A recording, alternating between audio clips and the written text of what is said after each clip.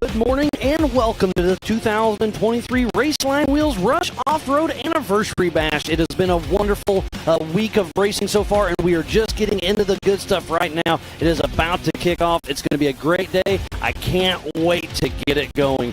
Pam, it's going to be a great day, isn't it? It's going to be an amazing day. We had some rain come down last night. It's not going to be dusty this morning, but we know that it's going to get hotter later on. It's going to for sure dry up. There might be some dust later on, but the drivers right now are, they're excited there's not dust, but they're worried about the mud getting on, when it gets on your face mask, what does it do? It's going to cake on there, so mud might be the issue today. We've been worried about the weather, but yeah, like you said, I think it's going to die down on the dust just a little bit. The mud holes had a little bit of mud, but it's going to be great to see.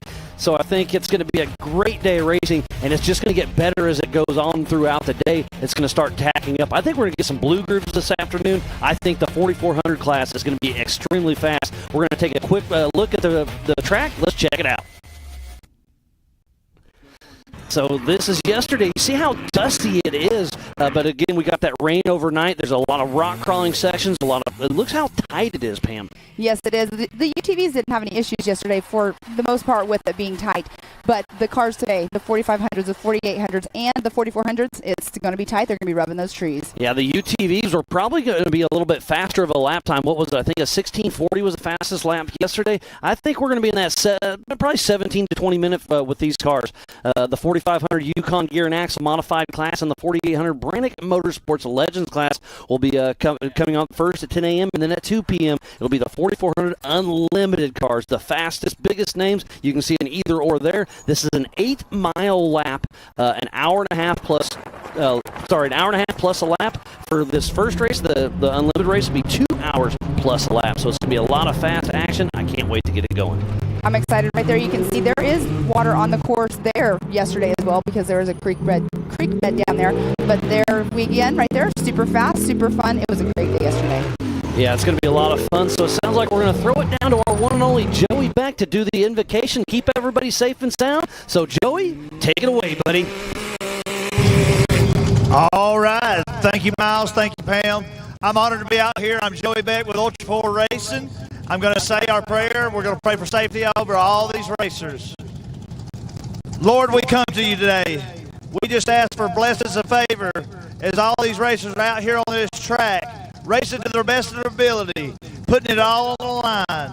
We thank you for all the blessings allowing them to be here in this moment with these people, our friends, our family.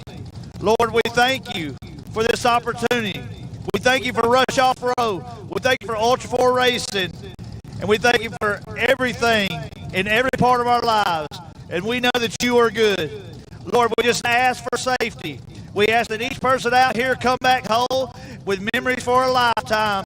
And Lord, we just always and every day ask that you continue to bless our lives. In Jesus' name we pray. Amen. All right, we're going to throw it back down to Miles and Pam. Thank you. Thank you, Joey Beck. It was a great deal.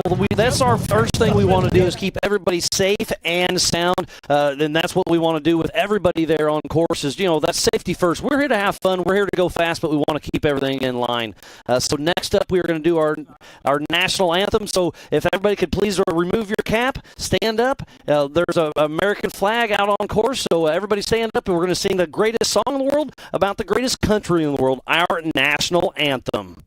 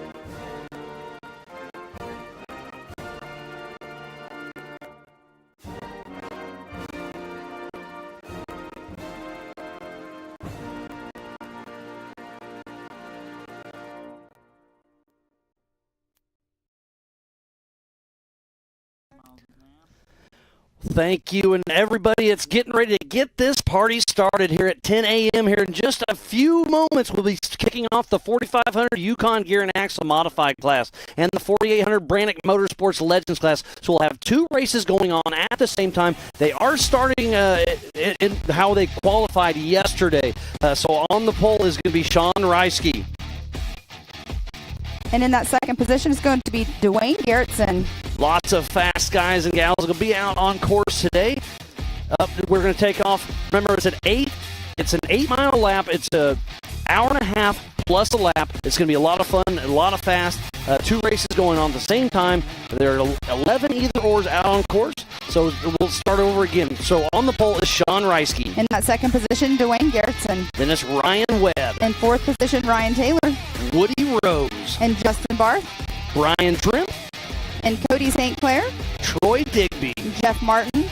Bob Humanchuk. And Jesse Schumann. Jesse Oliver. And Anthony Vinoy. So we should have about 14 cars out on course here in just a moment. We're just making sure everything's going to be okay. We are here in Rush Off-Road. There's over 7,000 acres.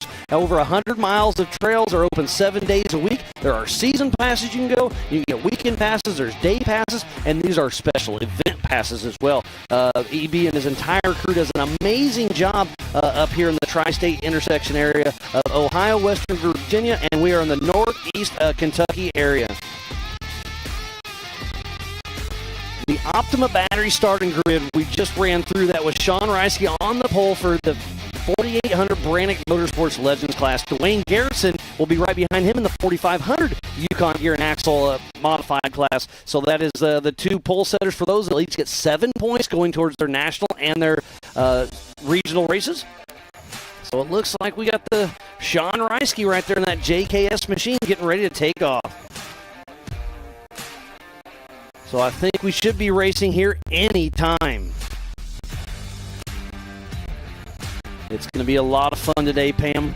It's going to be great. I can't wait to call this all day again. I am Miles Hasquist alongside Mrs. Pam Hall. This is Ultra 4 USA at its finest, and we are about to get this race started. Yes, we are. It's a super exciting day. Of course, yesterday was an amazing day of racing. We had over 65 UTVs, but today's the big boys, the big cars.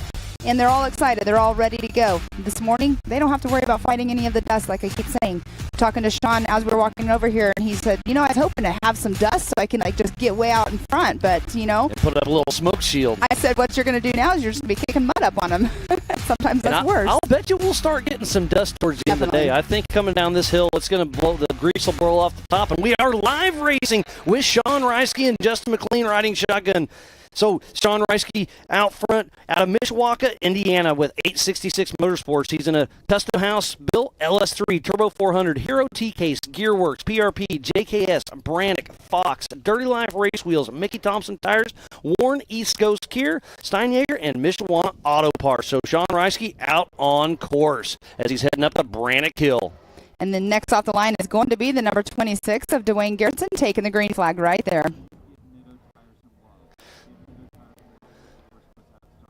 So we're going to give the love to Nitto Tire. Thank you for bringing the starting grid for us. Sean Reisky out front. Now it's Dwayne Garrettson, number 26, out of Alma, Arkansas, with Come Get You Some Off-Road. He's in Jimmy's 4x4 Bronco, Limitless Performance, Turbo 400, Atlas, Spider Tracks, Brannick, Yukon, Yokohama, Raceline Wheels, Steinjager, Bradflow, Warren, Limitless Performance. And up next is the number 717, Ryan Rollover Webb with Chris Branton riding shotgun out of Bossier City, Louisiana with Kryptonite Customs. Jimmy's chassis, LSS 680 horsepower, maximum turbo 400 SCSTKs, Spider Tracks, Gearworks, Fox, Raceline Wheels, USD Stickies, Kryptonite Customs, and Liquid Molly. So we've got the first three off the line. And Miles, as you were going through all of his sponsors, there was a nice water puddle where yesterday they were jumping over it in the UTVs. It's pretty muddy right there. But right there we do have the 53 of Ryan Taylor. So they're heading up the Brannick Hill as we speak. What a great race this is going to be. Remember, there's two classes racing at the same time. And it is Ryan Taylor getting ready to take off with Corey Day riding shotgun, number 53. He just took off out of North Liberty, Indiana with Team Indiana and Rock Roots Racing. Up next is number 22, Woody Rose. Tad Dowker was maybe going to ride with him. There's Sean Reisky coming up trail 69.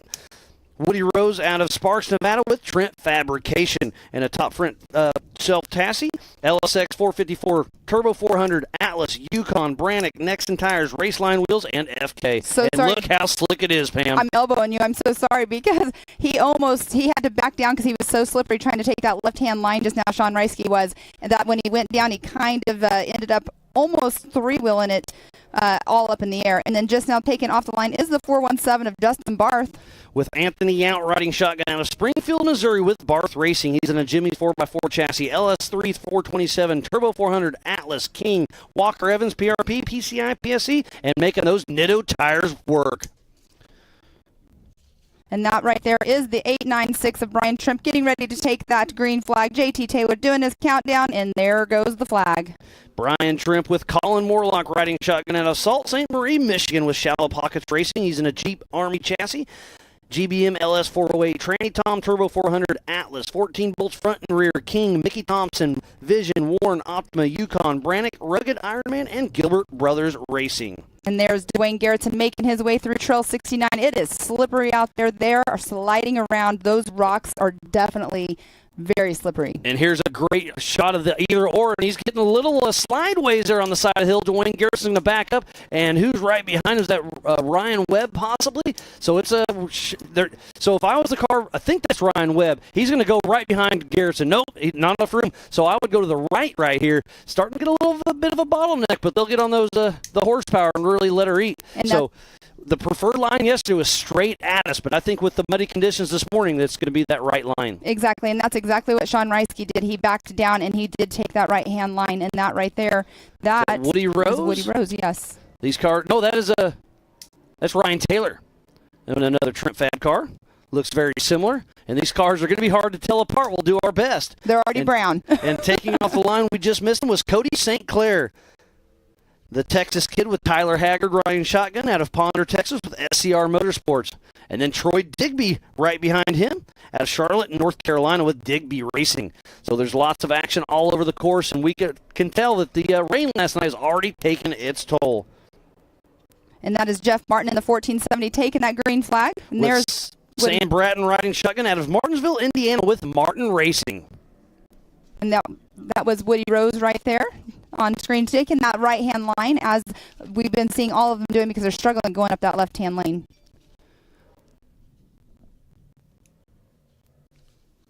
So off the line next is going to be Bob Humacek, number 216 with Chuck Twinning riding shotgun out of Richmond Heights, Ohio with Nocturnal Motorsports. He's in a Jeep with an LS-based engine, Falcon Tires, Raceline, Fox, and Bars build.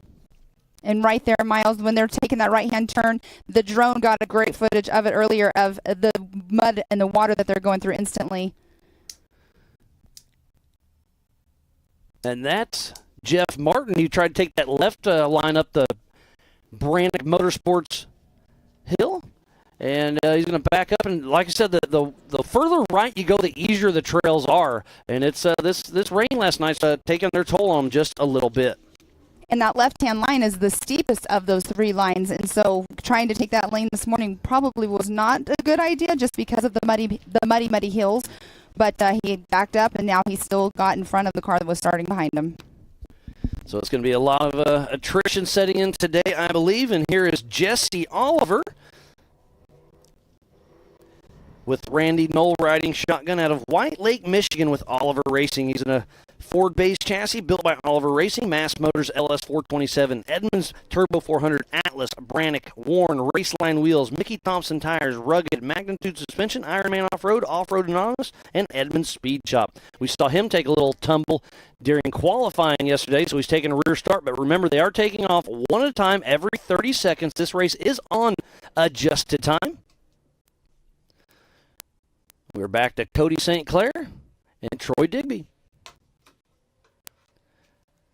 trying to make their way up Trail 69 with blowing the mud off the top of these trails. I think this rain is a little worse out in the woods than it was here in the parking lot, Pam. And definitely. I mean, it was bad here in the parking lot. We were slipping and sliding all over the place. But out there on race course, there's going to be some puddles out there. We do see somebody right now already off to the side of the race course, and I think that is Justin Barth. I think you are correct. Justin Barth at the top of the Brannock Hill. So not sure what's going on up there, but tough break for Justin Barth being stopped so early into the race. He's out. Somebody's out of the car. Is it driver or co-driver?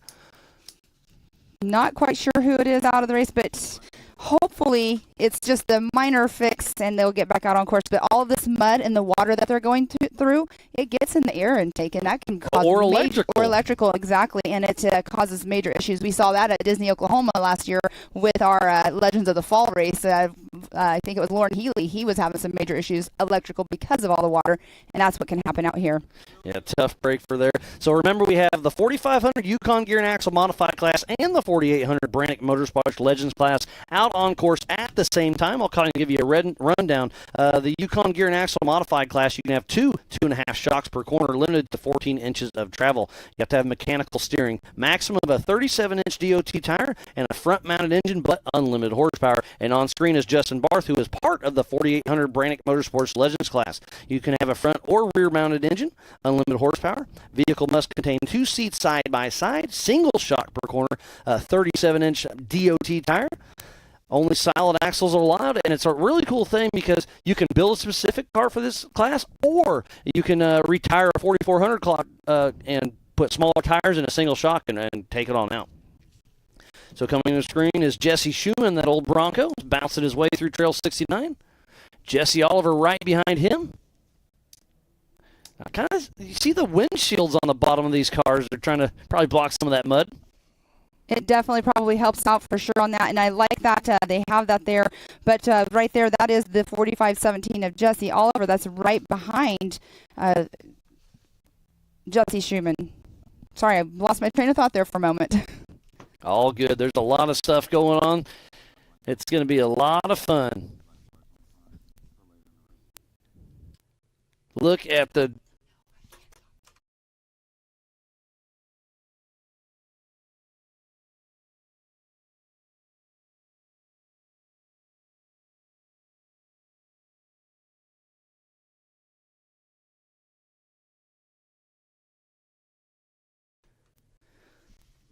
So I believe that was Ryan Taylor we just saw going through screen.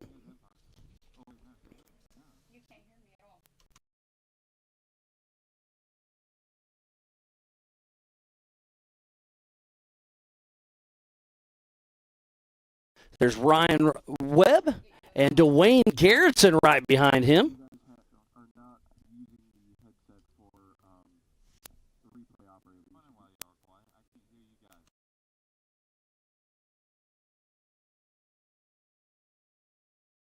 There's Jesse Schumann having some issues. Not sure what's going on, but him and Jesse Oliver, I believe that's at the Trail 69. It's not the 4900 UTV instead of what we're on.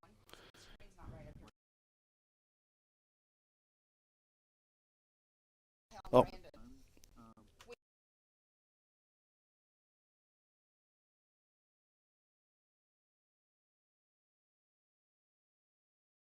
And look at everybody that's jammed in here for the Rush Off-Road Anniversary Bash. There's over, I think, 2,500 tickets that got sold. We'll be racing Ultra 4 USA all day long. And then tonight we'll do some America Pro Rock Bounce. There's $20,000 on the line. We got some big names coming out to put on a show. It's going to be a great day, so be sure to stay tuned in all day long. It's super exciting. I know last night they did a post, and they're like, the last 100 tickets are going to go tonight. Who's going to get them? You better buy them online, because if you get all the way here to the gate, and they'll probably be sold out. You can hear me now? I was freaking stressing out. I was just trying to be like, our timing wasn't up. There is Brian Trimp coming into screen. And that is the Yukon launch section. So we've already had a few cars coming through there, and this is a steep downhill, and you can see how greasy it is. You kind of just fall in these ruts and just kind of bebop all the way through.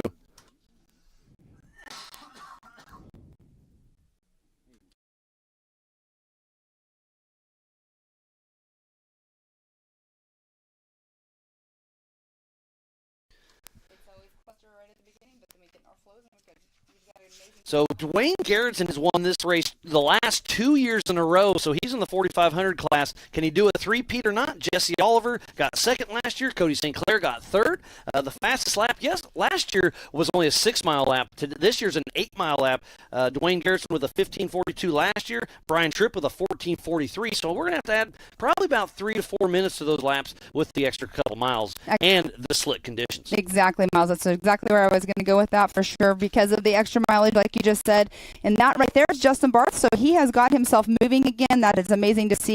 So maybe it was just a mud issue. Who knows? We'll find out later on. But it's good to see that he's actually back out on course. Yeah, great to see him moving. And there was a great shot of that car. You can see the tree kickers on the side. So that's going to be, when you're sliding down these trails, that's going to be a pretty good advantage for him. Not sure what happened, but they got it going, and that's all that matters. And you can see he's struggling right there, a little bit going up that as well. I mean, it looks like it's just sticks, but the mud is slick. really so what slick it out is here. the top of it's really greasy. And once that gets blown off, I really think we're going to have some great traction a few laps into this race. Also, don't forget you can go to live.ultra4racing.com to have the same timing we have here in the Project X booth. And also, you're watching this at home. If you're watching it on Facebook, you can also watch it on AOE.tv and Speedsport.tv as well. We have Raceline wheels out here representing. We have Warren here on site. We have Nitto on site as well. So a lot of our great marketing partners are out here making sure everything happens. There's Chip McLaughlin right on screen, making sure everything's, he's kind of checking out. He'll be racing later on today. There's a great shot of the AMSOIL hot pits. And I was talking to a lot of the racers. Nobody wants to stop. They can make an hour and a half plus a lap on fuel. So they're just there for a mechanical issue, maybe a tire, but their plan is to just go, go, go. I think tires, they will come into play. We saw it happen yesterday in the UTV race. So the bigger cars, hopefully it doesn't come into play today. But, slipping on these rocks, some of these rocks are really, really sharp too, and it'll just slice a tire as well. There's Jeff Martin heading down the Yukon launch. Still trucking along. He got that car from Scott Morse here recently, so I'm hearing a little birdie that Scott might be building a new car, so we'll see. He's kind of a West Coast guy. And that looks like that might have been Bob. Human check right behind him. I believe you're right. So it's going to be a fun race to keep a watch. We got 14 cars out on course, 2 races going on at the same time, so we'll have to do our best to keep the timing correct. Again, if you go to live.ultra4racing.com, you can see the green dots are the 4,800 class and the orange dots are 4,500 cars. So that's how you can kind of keep those guys separated. And Miles, did we talk about timing? What time do you think these guys are going to do lap-wise? With the greasy weather, I think we're going to be in the 20s, I believe. I think we'll be right around the 20-minute mark. That's right. We did talk about that earlier because you were saying the weather and adding on, from last year's time because we are a little bit longer of a track this year. So we will be live racing this morning, and then at 2 o'clock we'll kick off the 4,400 Unlimited class. So be sure to stay tuned in all day long. It's going to be a great, great day of racing for Ultra 4 USA. I believe that's Jesse Oliver coming into screen. And that's just a great shot. We've got a tree stand out there that Lindsay's sitting in, and so they're just coming right by her. So it's a great shot coming in and out and down the hill. It's a great area. The entire production crew behind the scenes has done an amazing job bringing you this race. So when we first get here, I can't even call or send a text. Then we get here, the IT guys set up the internet, and now we got a live show from the middle of Rush, Kentucky. There's Cody Hardesty in the house, getting everything checked out, watching everything. The crowd's starting to build. It's going to be a great day. It's going to be an amazing day. Later on this afternoon, during the 4,400 race, Raceline Wheels is actually going to be giving out some swag to everybody. So you want to make sure that you're over here around the merch trailer and around the Raceline van and their setup because they're going to be giving out some pretty good stuff. Yeah, right after we kick off the 4,400 race, Greg with Raceline will be out there throwing out some swag, and that'll be right next to the Ultra 4 merchandise trailer. And speaking about that, go check it out. Our, Angel Carly Bailey and the entire crew has everything you need. Shirts. Today's a little chilly. You may want a hoodie. They've got a little bit of everything, so go check it out. There's Jesse Schumann. Look how steep that is, and it's still a little greasy. But look at the sun coming through the woods. It's going to be beautiful.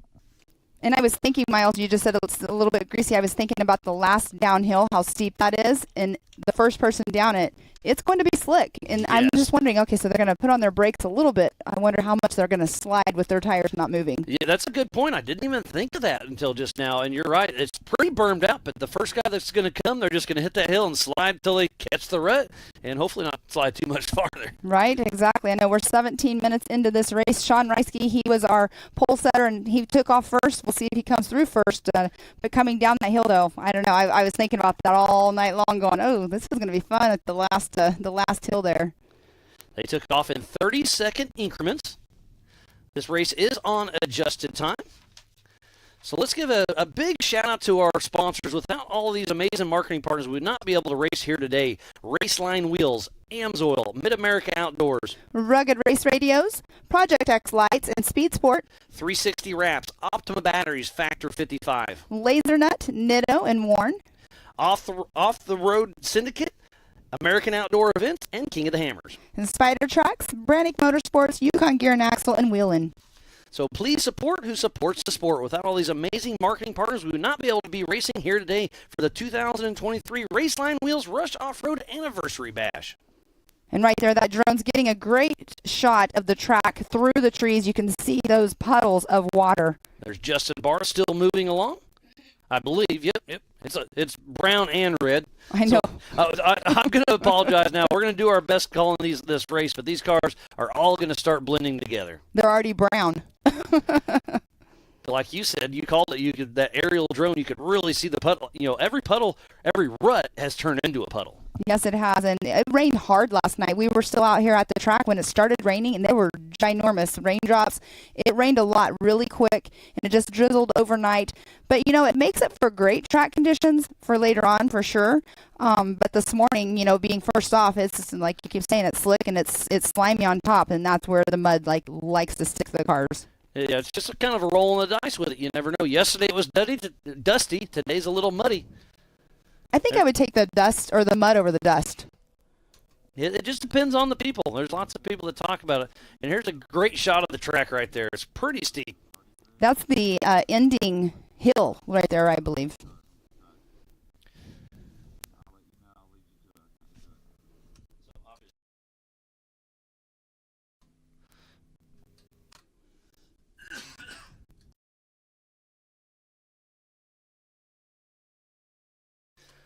There's the start line right there. You can see right there in the middle of our screen the Ultra 4 merchandise, the Jumbotron. At the bottom of the screen is that Raceline Wheels blow-up arch, and those two big tires is the start-finish right there. So it's an 8-mile lap.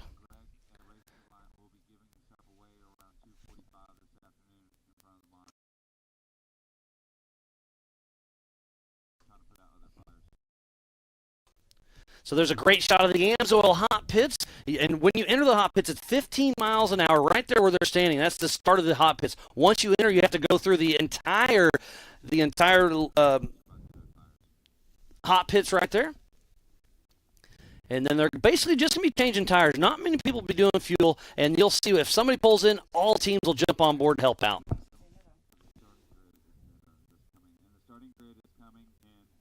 So we got everybody off the course, but we're going to go back to the Nitto start grid and check out who started out this morning. So in the 4800 Brannick Motorsports Legends class, it was Sean Reisky. And then in that second position, Ryan Webb. In third spot was Ryan Taylor. And fourth was Woody Rose. In fifth spot, Justin Barth. In sixth, Brian Trimp. In seventh position, Jeff Martin. In that eighth position, Jesse Schumann. And then this is the Nitto grid for the 4800 Brannick Motorsports Legends class. So up next, we'll bring in the 4500 Yukon Gear and Axle Modified class. So here's the Nitto leaderboard. It was Dwayne Garrettson getting that pole position. In that second position, it was Cody St. Clair. And third spot was Troy Digby. In fourth position, Bob Humachuk. And that fifth spot goes to Jesse Oliver. So thank you, Nitto, for the lineup, getting everybody off the line. Remember, they did start with how they qualified yesterday. That was just within their class. And that may have been Cody St. Clair. I just caught the taillight just a second as they're heading down the Yukon launch. We have another camera out there for the Spider Tracks backstretch. We should have some action coming through there here in a little bit.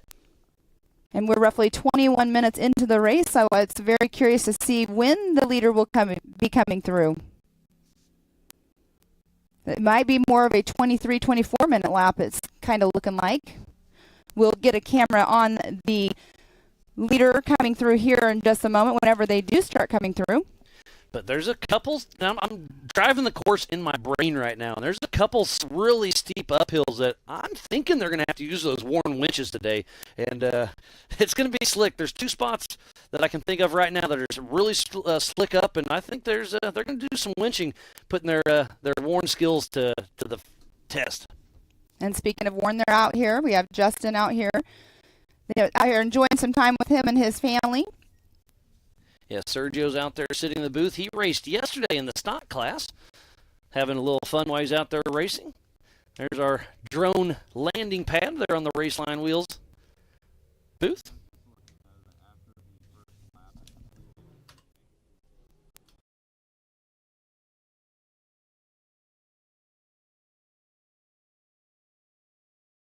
So we got a rollover. That's Sean Reisky. That could be our physical race leader. And you can see this car. It is Sean Reisky. Oh, tough break. And this is a super slick downhill. So did he make the corner or did he blow the corner? We're not quite sure. But the co-driver, that's the driver. That's the driver's side crawling out. And that's exactly what we were talking about, how slippery this downhill could be. Who knows what happened? We didn't actually catch it. But what could have possibly happened is when he took that corner, his rear of his car could have slid out and just spun around and put him in the trees. But he did get caught by that tree. So we'll get the safety crew up there, make sure everything's okay. Remember, this is a no-chase race. It is only...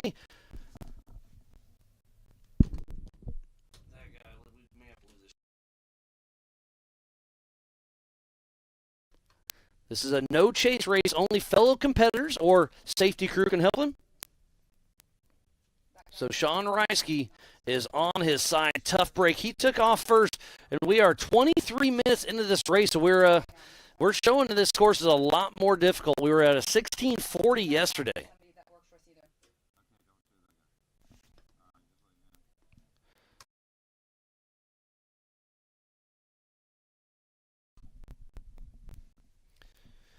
If you are just tuning in, we thoroughly appreciate each and every one of you. This is the 2023 Raceline Wheels Rush Off-Road Anniversary Bash. We are just outside of Ashland, Kentucky. And this is Ultra 4 USA Racing at its finest. And that is a great aerial view right there of our area that the fans are able to watch. You can go buy your Ultra 4 USA swag. Go say hi to Greg over at Raceline. And that area right there tonight, the Rock Bouncers, that will be our viewing area for the American Pro Rock later on this evening.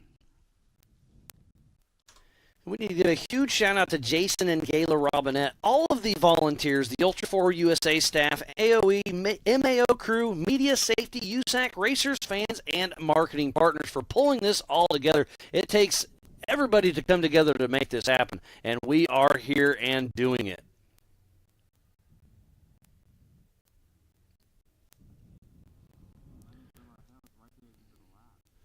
Yeah, where Sean Reisky rolled over, it's that last downhill, so all the crowd right there can see him. It's just right in the top left of your screen. He kind of blends in, but he's right at the top left of our screen right there, right before the finish. So how far back is Dwayne Garrettson? That is so unfortunate being that close to finishing your first lap, still out front.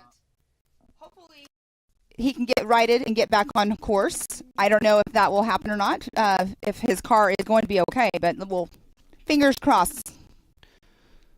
Yeah, it's going to be a tough race. Like we're talking, this top little deal is really slick, and that's a super steep downhill. So how far out is Dwayne Garrettson? Remember, they are in separate classes.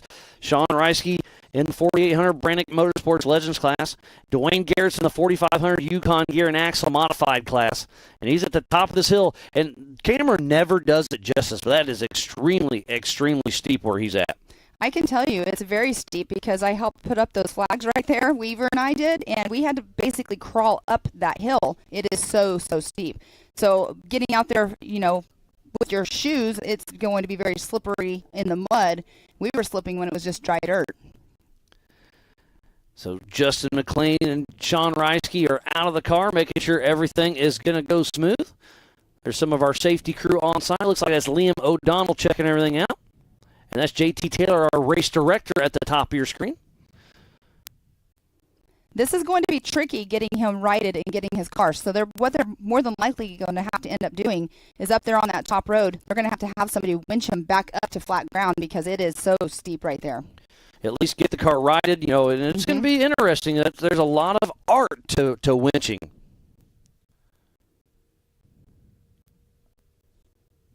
Dwayne Garrettson's quite a ways back. I mean, this has happened however many minutes ago, and we still have not seen our second place person that will be coming through. Something also we have new this year for 2023 is all registered racers will receive an Air Evac Life Team free of charge for being part of the Ultra 4 USA racing family. Really cool to see the Robinettes bring that to the front line.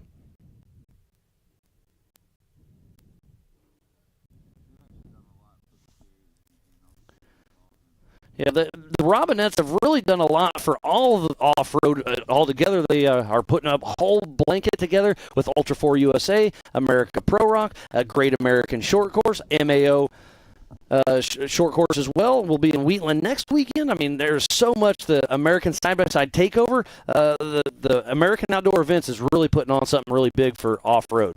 Yes, and then at Mid-America in Jay, Oklahoma, we'll have the Lifted Truck Nationals later on in September. That's a huge event as well. Last year, the park sold out. There's so many trucks going. I can't wait. I get to go this year. I'm so excited. I'm sure you're going to be there, too. I'm so excited about being there and getting to see all of these show trucks. Yeah, it's going to be great. They're really bringing a lot to the table. And then we've partnered with Speed Sport this year, and they'll be with us all season long. And it's building a really good partnership with that. And don't forget, today's race this afternoon, the 4,400 Aluminum class, we'll do a 1-hour show that'll shine on speedsport.tv. It's super exciting. Everybody, all the racers are excited about it. They're getting highlighted by Speed Sport, and they're so excited they're excited for our partnership just as much as we are.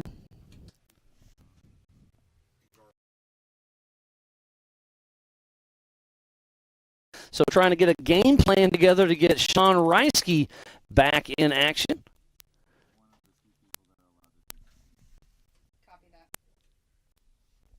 So it looks like that's Gus and JT up there trying to make it happen.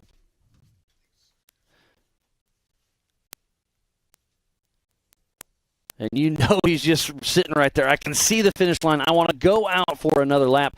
But wow, we're about a half hour into this race, and we're guessing 20-minute laps. Well, we still haven't seen Dwayne Garrettson come through yet. No, we haven't. It makes me wonder if they're, like you were saying earlier, having to use their worn winches out on course because some of those areas are super, super slippery. And there we go. There's Justin Barth.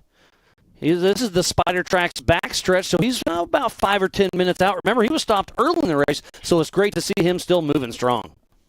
But he is the only other one that we have caught on camera in quite a while. He's the only one that we have seen. So I'm sure they're all out there still moving. We just have not caught them quite yet, but we'll be catching them here just momentarily.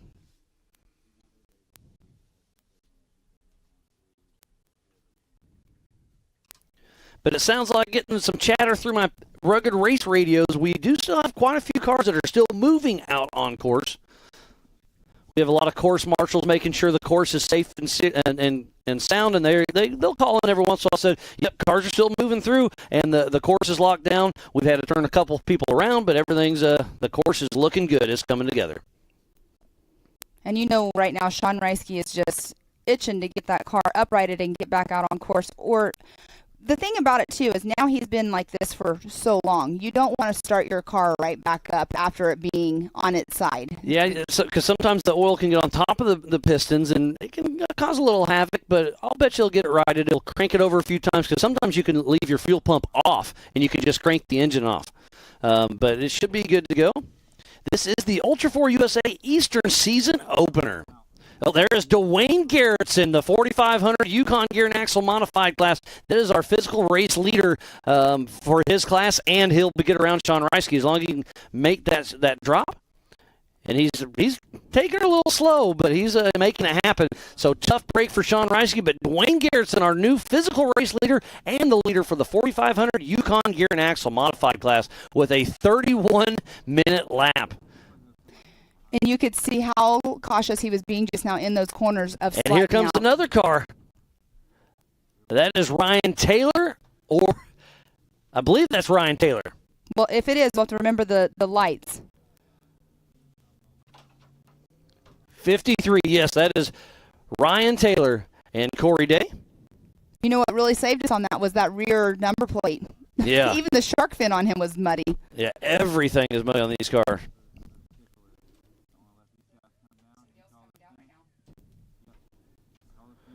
So there's another car coming down. Oh, that's Ryan Webb. We got another alternate line coming down the hill, it looks like. So JT Taylor's up there managing everything, and he may be sending them down a different line. So Ryan Webb makes it through. There's Cody St. Clair, the Texas kid on the Spider Tracks backstretch. So we're starting to see a little more action, but the course is definitely getting spread out. And I really hope we can get Sean Reisky back on all fours and back out there racing. So it looks like Dwayne Garrettson was at a 30-minute, 58-second lap. So roughly 10 minutes over what you were projecting, but it can get faster. The track is going to dry out. Also what it's going to do is it's going to, the mud puddles are going to get splashed out as well. But we do have Ryan Taylor that did come through. He is at a 30-minute, 12-second lap. So on adjusted time, it's Ryan Taylor in the 4800 Brannick Motorsports Legends class, then Ryan Webb, and then the 4500 Yukon Gear and Axle Modified class, it's Dwayne Garrettson. They're all over 30 minutes. That is Woody Rose, I believe. Did you see him slide just a little bit down the hill? So they are sending them, obviously, as you're seeing right now, they're sending them before that turn because it is such a slippery, muddy mess up there. And Ryan, with the car, Sean Reisky being up, on his side, they want to make sure that everything is safe. And he has a right rear flat coming through that Raceline start-finish line. And there is somebody in there, and I believe it's Tad Dowker riding shotgun with him. So he'll be heading into the Amsoil hot pits and getting that right rear tire swap. There's Jesse Oliver coming down that new line we created. But he's going to take a hard left now, and he's going to be right by the start finish. Ooh, he's got something hanging off the front. Is that steering or a sway bar? That looked like a sway bar that's hanging off.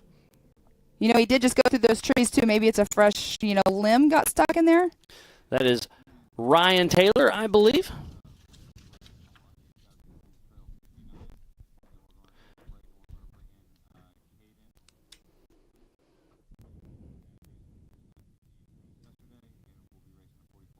And there's Dwayne Garrettson right there. So we only have room for 2 people in here. We have to be off camera then. Is that all right? You're going to have to make it tight. So we need another chair then. We don't have another chair. All right. There's Ryan Webb cruising along up Trail 69. So Ryan Webb with that Jimmy's car still pushing through. And like we were talking about, they're heading right. Oh, there's Woody Rose getting that tire changed. And there's Jesse Oliver. Like I said, I really think that was a front sway bar. And what happened? Did it break, or did he slide into a tree when he was sliding down a hill? Anything can happen. But he's putting that magnitude machine to work. The whole team is down there. So this has mechanical steering because he's part of the 4500 Yukon Gear and Axle Modified class. So as long as that's not part of the steering, he'll be okay. But sway bar is going to be a big deal, especially on some of these off-camber turns, because the sway bar keeps the car kind of settled when it's on a side hill. Mm-hmm. Exactly. They're definitely wrenching on it. Can't quite see exactly what it is they're wrenching on, but that is unfortunate, but hopefully he gets back out on course.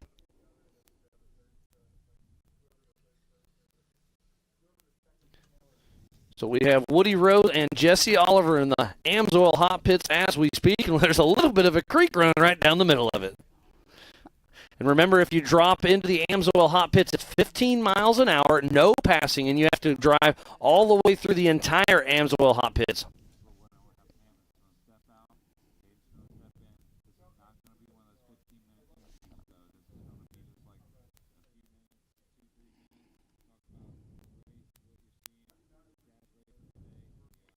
And there's Woody Rose right there. They're still working on that right rear tire. Looks like they just dropped the jack, and they're all clear to go.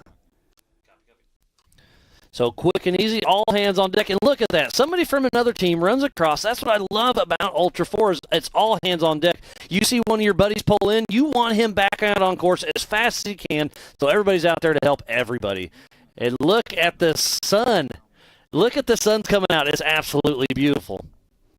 Yeah, and it sounds like, everybody's here to help everybody. So out on pits. And remember, one of our team momentum drivers, they lost a toter on the way here. It caught fire. And didn't you give somebody a helmet? I did. Nathan Parker, he needed a helmet. And I just, was passing by and was letting them know, I'm sorry that happened. And they were like, yeah, and we lost all of our race gear. Another team came in, and Jason Watt actually got the neck restraint, a fire suit. My helmet is my race helmet that I always travel with, and I gave it to him, yes. And it worked out great. It's just sad, that they just lost their toter home as well, but it's racing. And look at that. So that's Casey Gilbert. He'll be racing later on today. He's got a grinder out there. They're trying to cut whatever that is. Like I said, I'm pretty sure it's a sway bar, but they're trying to cut it out so it doesn't mangle up, get caught up in the steering, because it could catch a rut and go underneath the car and really tear up some more stuff. So they're trying to get it off there and keep it going. Yeah. Oh, there's a great shot of the steering right there, too, because this actually has a gearbox in that car. And it looks like they were trying to wrench it to get it off, but they're having to cut. So it's just awesome. The AMSOIL hot pits are a lot of fun right now. It's great to see. So they're going to check it out.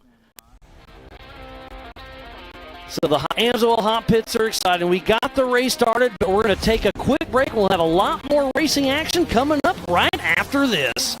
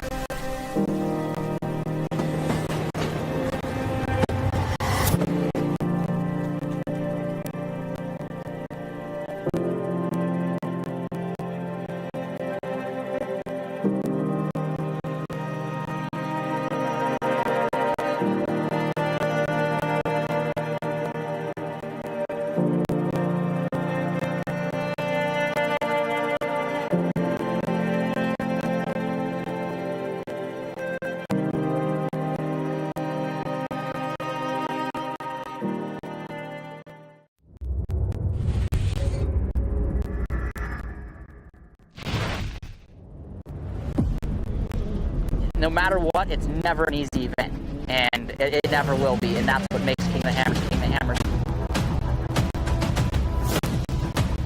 Tire choice is everything. I mean, to have a tire that's reliable and consistent and drives well out in the desert, but yet when we get to these crazy rock sections, still has grip and performs, and we can hit these sharp, jagged edge rocks and not have a problem. is what we need, and the Rockzilla's definitely are second to none when it comes to the UTV tires. It just speaks traction. It's got big lugs hanging off the side. It's got big lugs down the side of the sidewall of the tire. If you're going to look for something that makes traction and is going to grip in rocks and dirt and everything, you look at a Rockzilla and go, man, that thing looks like it's going to do the job right there.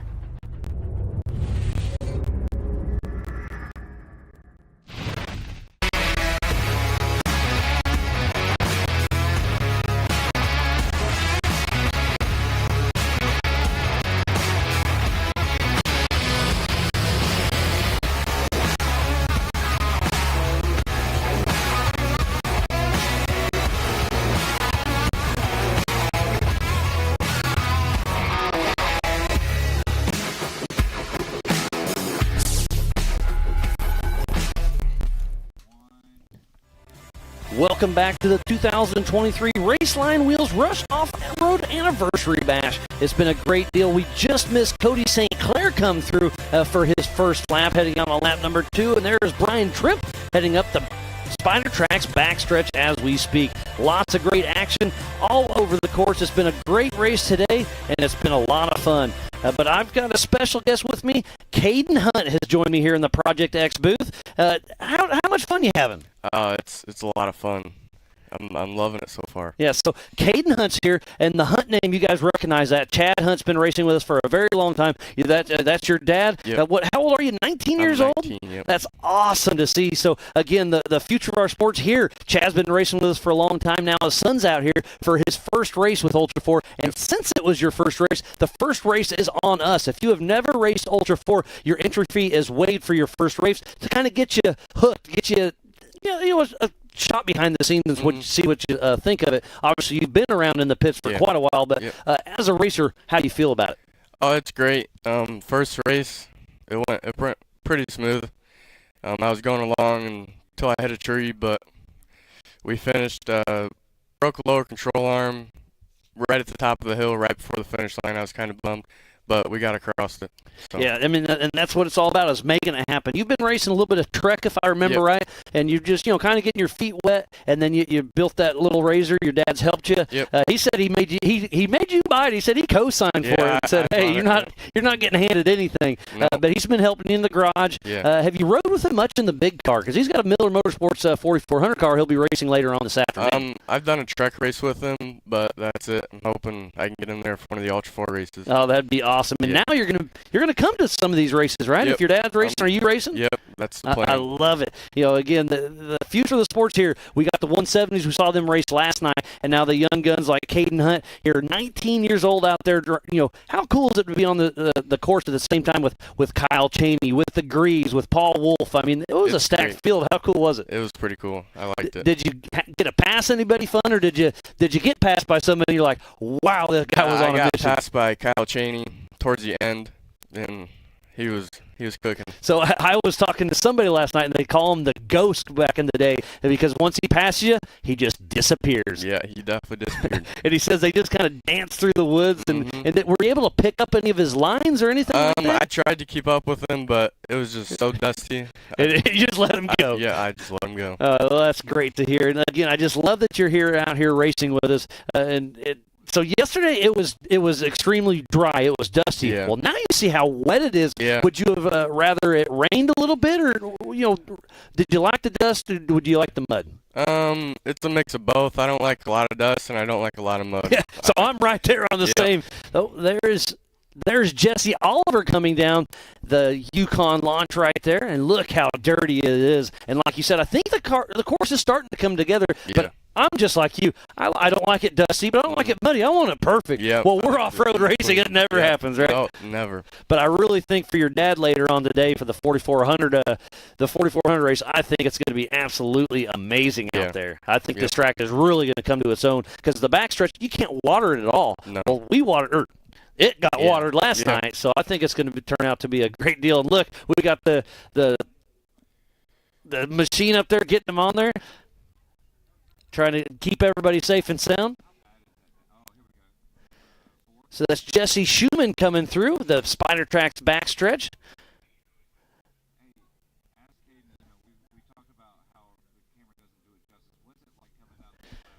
So we just saw the excavator up there. So this last hill right now, obviously the camera never does it justice. How steep is that? I came down there marking course. It's steep. It's pretty. It got more worn in as the race went on. It got steeper and steeper.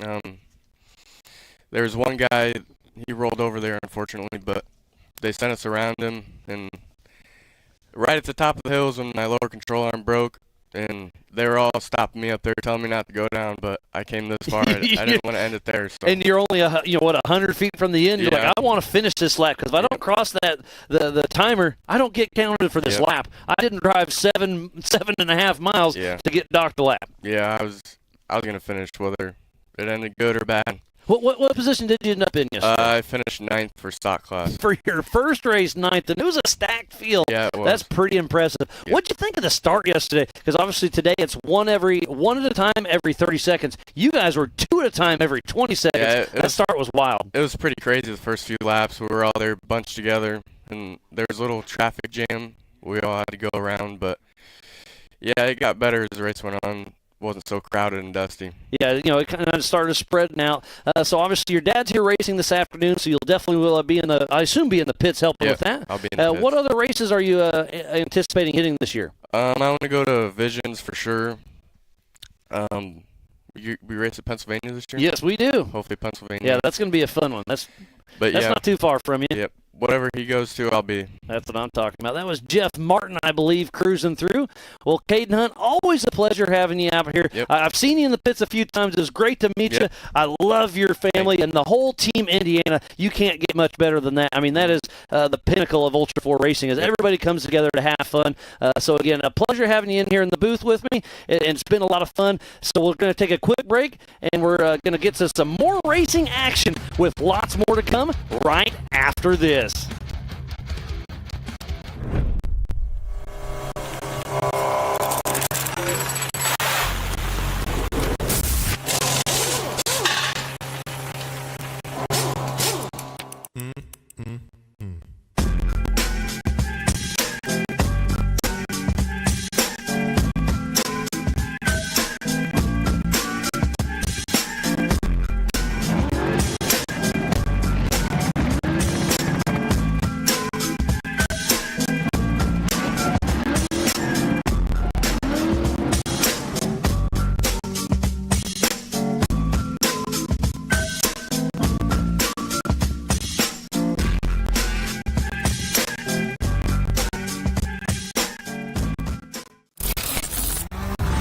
When it comes to suspension tuning, there's only one name we trust: Double E Racing.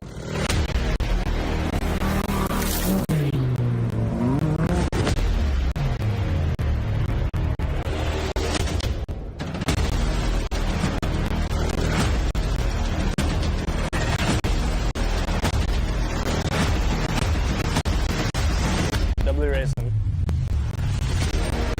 We help build champions. Ready for any challenge. Maxxis tires can handle even the most punishing off-road conditions.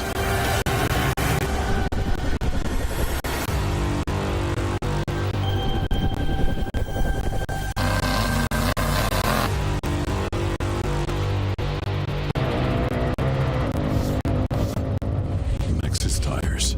Tread victoriously. Welcome back to the 2023 Raceline Wheels Rush Off-Road Anniversary Race. We are hot and heavy during the 4500 Yukon Gear and Axle Modified class and the 4800 Brannick Motorsports Legends class. We have Jesse Oliver, Ryan Taylor, Dwayne Carrington, Ryan Webb, Woody Rose, Cody St. Clair, and Brian Trimp just crossed over. And there's a great shot of Sean Reisky, who had the issue. And you were able, while I was talking to Kate, you were able to go out and talk to Chip. And what happened to Reisky? I would rather him tell you when he comes in to interview with you, but what happened is he ended up having to back up, and once he started backing up, he started almost barrel rolling, and he ended up in the trees. So Chip will be able to tell you he actually saw it. We did not see it on camera, but tough break for Sean Reisky for sure, being out in that number one position this morning. And that was Dwayne Garrettson we just saw on the Spider Track stock class, going through our physical race leader and obviously leading the 4500 Yukon Gear and Axle Modified class. So we're trying to keep everything safe and sound. Got the excavator up there. Devin and his team has been doing amazing work all week, helping us, groom the camping areas and our hospitality spots. And then obviously helping us groom the race course and getting the America Pro rock bouncing hills just to our left. He got those all cleared up last night. So we're going to have a lot of action yet to come. And that is such a steep hill right there. Great driving by the heavy equipment operators out there, because that's a skill that I would not want to do, because I'm afraid of hills and heavy equipment like that for sure. Yeah, no, it's definitely an art. He's making it happen. Oh, there was Ryan Webb, I believe, heading up the Spider Track's back stretch. And look at the sun. It's starting to dry this track out. So I think the first couple laps were slow, but I think we're going to really start picking up the pace. I'm excited to see Dwayne Garrettson's first lap, his second lap. His first lap was just over 30 minutes. I think he can shave off a few minutes off of that.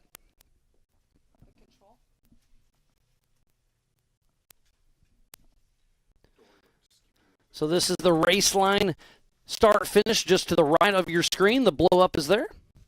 And we're still trying to recover Sean Reisky. I wonder if his car is okay, if he's going to be able to keep going, because to be on that pole position and then have that tough break on that first lap is definitely a bummer.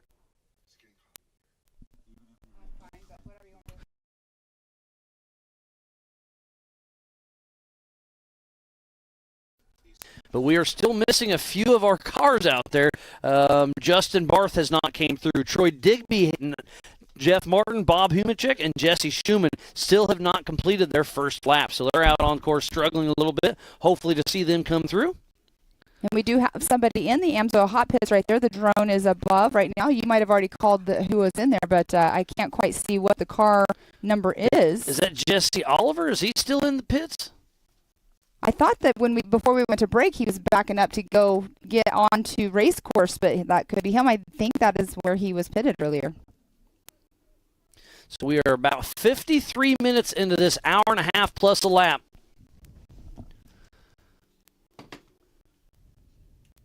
That is Brian Trent that is in the AMSOIL hot pits now. Thanks to our production crew for giving me this shot. So Brian Tripp is in the pits checking something out. And again, all hands on deck. Everybody's over there helping everybody, making sure everything's going. There's the North Shore Raceworks team. They'll be racing later on this afternoon as well. And the sun is coming out. It's going to be a beautiful day out here in Rush, Kentucky. Yes, I was just out there, and it is beautiful out there right now. It's warming up just a little bit. We're going to have a high today around 62 or 3, I believe, which is not anything like it was yesterday, but it's going to be a gorgeous day out there. As you can see, like you're saying, the sun is up. It's going to dry out some of that mud. The puddles, I don't think the puddles are going to really dry out too much because of the puddles. When we got here last weekend, it was dry, and there's still a lot of nasty, deep puddles out there. But look at that shot. It's great. You can see the two tracks where the rain has been washing down all night, so it's still a little slick in certain situations. And I believe that was Miss Karen. She's out working course for us, and she was at the right of the screen there. So if that was her, that was Trail 69 area. We have our drone kind of flying around, and right here is the America Pro Rock shootout tonight. That's going to be a wild one to watch. It's always so exciting to watch. The first time I ever actually saw it in person was here. There's Woody Rose coming through screen in the Spider Track stock class. So we'll see where he comes through when he hits the timer here in just a little bit. But these cars are fighting through the mud. Man, we're only going to have maybe 3 or 4 laps. That's going to be wild. It's definitely a lot slower than projected this morning. But we do have Jesse Oliver that did do a 27:59 lap. So we'll see if he picks it up a little bit more because of the track getting a little bit worn in and maybe a little bit less slippery in some of the areas. But he could be taking off some of that time. Don't forget we saw Jesse Oliver in the pits also. Yes. So this lap will be 5 to 10 minutes slower. Looks like they were...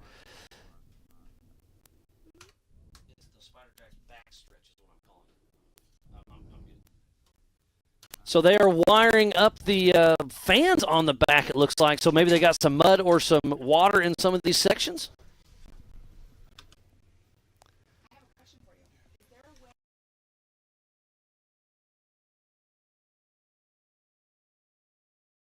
So the Amsoil Hot Pits is going strong as we're watching Brian Trimp, who's part of the 4800 Brannick Motorsports Legends class. There is Jesse Oliver. We saw him heading back out for another lap. He's in the 4500 Yukon Gear and Axle Modified class. As they're cruising up and over the Spider Tracks backstretch. Oh, driver or co-driver is out of the car. Looks like they're just cleaning off the mud. That is the worst right there. The mud is sticky. You know, you have to get out and put a lot of water on it. As you can see, that's what they're doing. So that's Rick. No, that's Colin Morlock, I believe. Brian Trimp's co-driver. So lots of action in the Amsoil Hot Pits. And there I saw some of Rufus Racing Team over there checking everybody out, making sure everybody's okay. Everybody is here to help everybody. I love the teamwork. There's a great shot of the merchandise trailer. There's the Nitto Warn Raceline.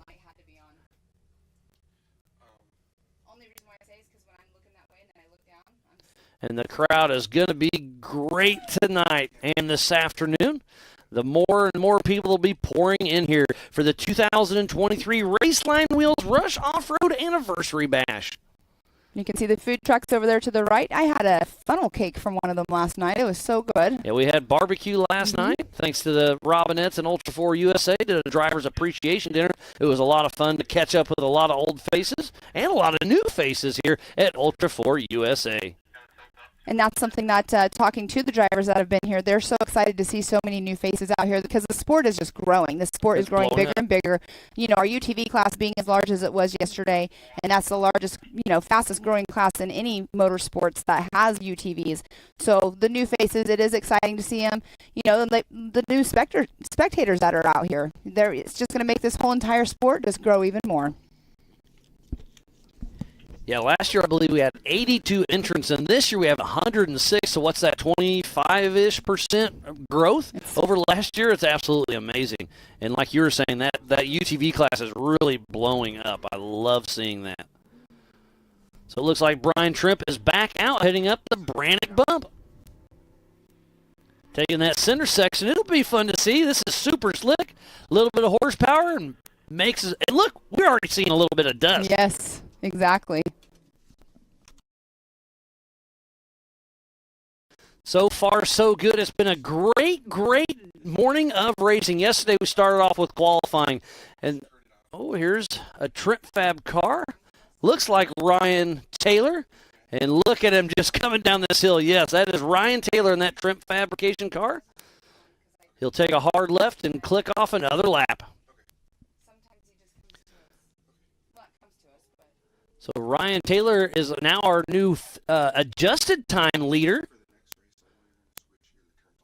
He was our national champion last year for the 4800 Brannick Motorsports Legends class in that Trent Fab car, and he's really pushing strong. There's Dwayne Garrettson. He was leading this race, so Ryan Taylor did good around Dwayne Garrettson. They are in two separate classes, so Dwayne Garrettson is our physical leader in the 4500 Yukon Gear and Axle Modified class. He's trying to find his line. He kind of slid a little far down that hill, possibly. Trying to get lined up so he can make his turn to head on down.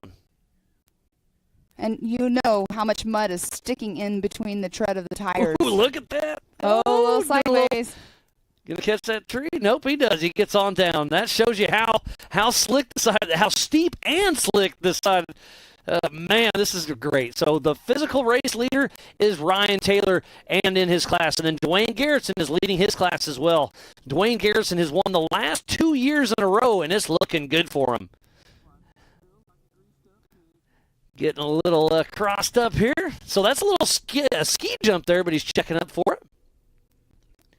It seems like he's been checking up a lot on these little iffy areas, which I would too. I mean, right now he's in a good position. He's in first place. I would definitely want to make sure, first place in his class, but I would make sure I'm doing whatever I can just to finish this race. Brian Trimp making it up, Trail 69. This is that little rock crawl section. They got his fans. Hopefully they're still spinning. Looks like they're having some electrical issues of some sort. And that's what we were talking about earlier was, the water or the mud getting stuck in areas and with having the fan issues and the overheating issues. And look at that, it's going sideways. Ryan Webb. Oh, man, this is getting a little crossed up. That is a tight right turn for them because they've been pre-running the other line.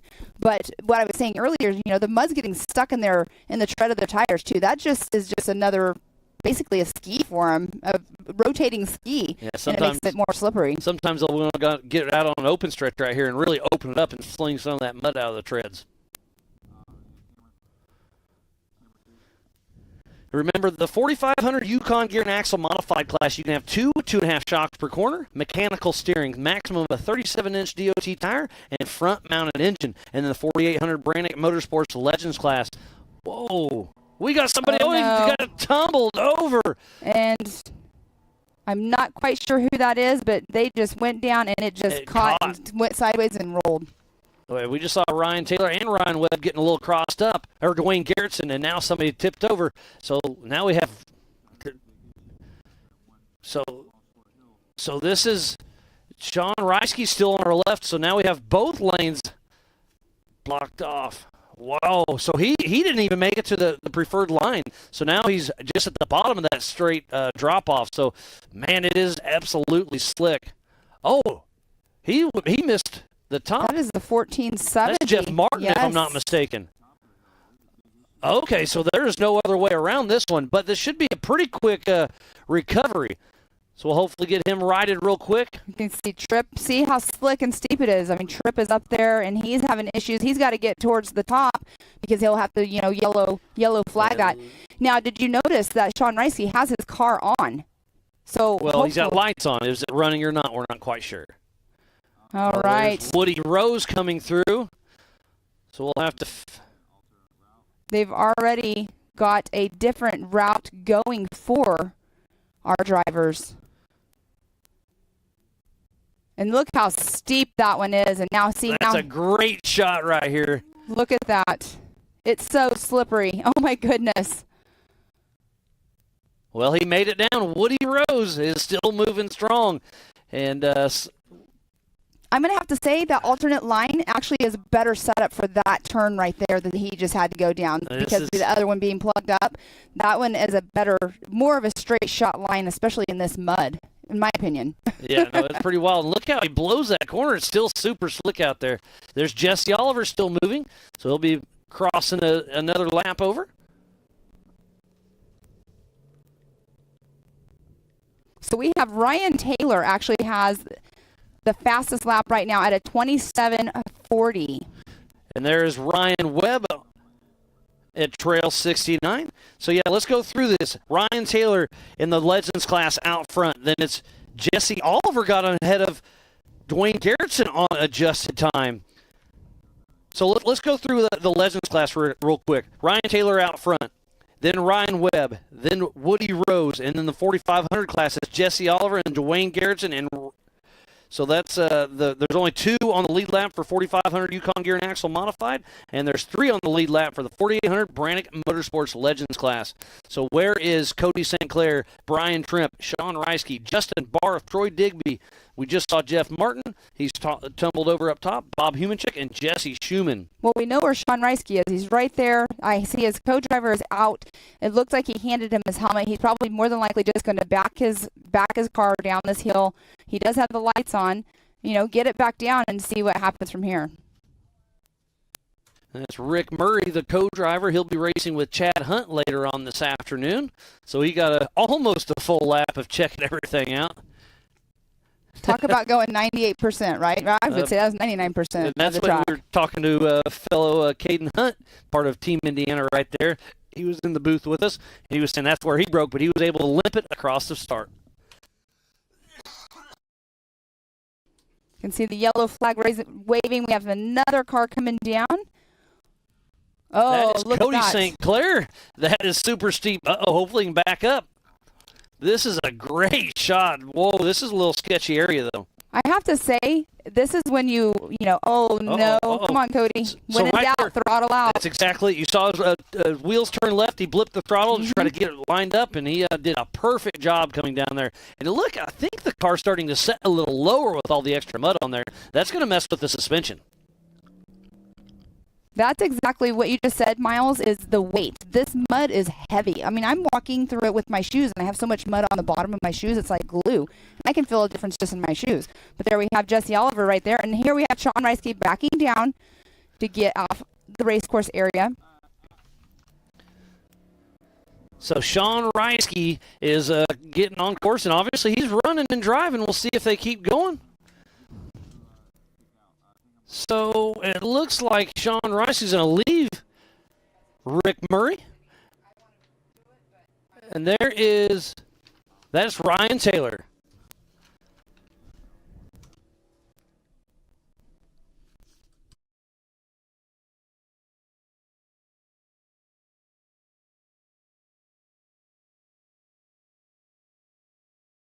So there's a great shot of the Brannick bump. There's about 4 lanes going through there. And there is Sean Reisky heading to the Amsoil hot pits as co-driver's walking through. So they're going to give a good shakedown of the car. There's Justin Barth. We were just talking about him. Haven't seen him, but he is back and moving. So the attrition's really starting to set in. We'll see how this race comes along.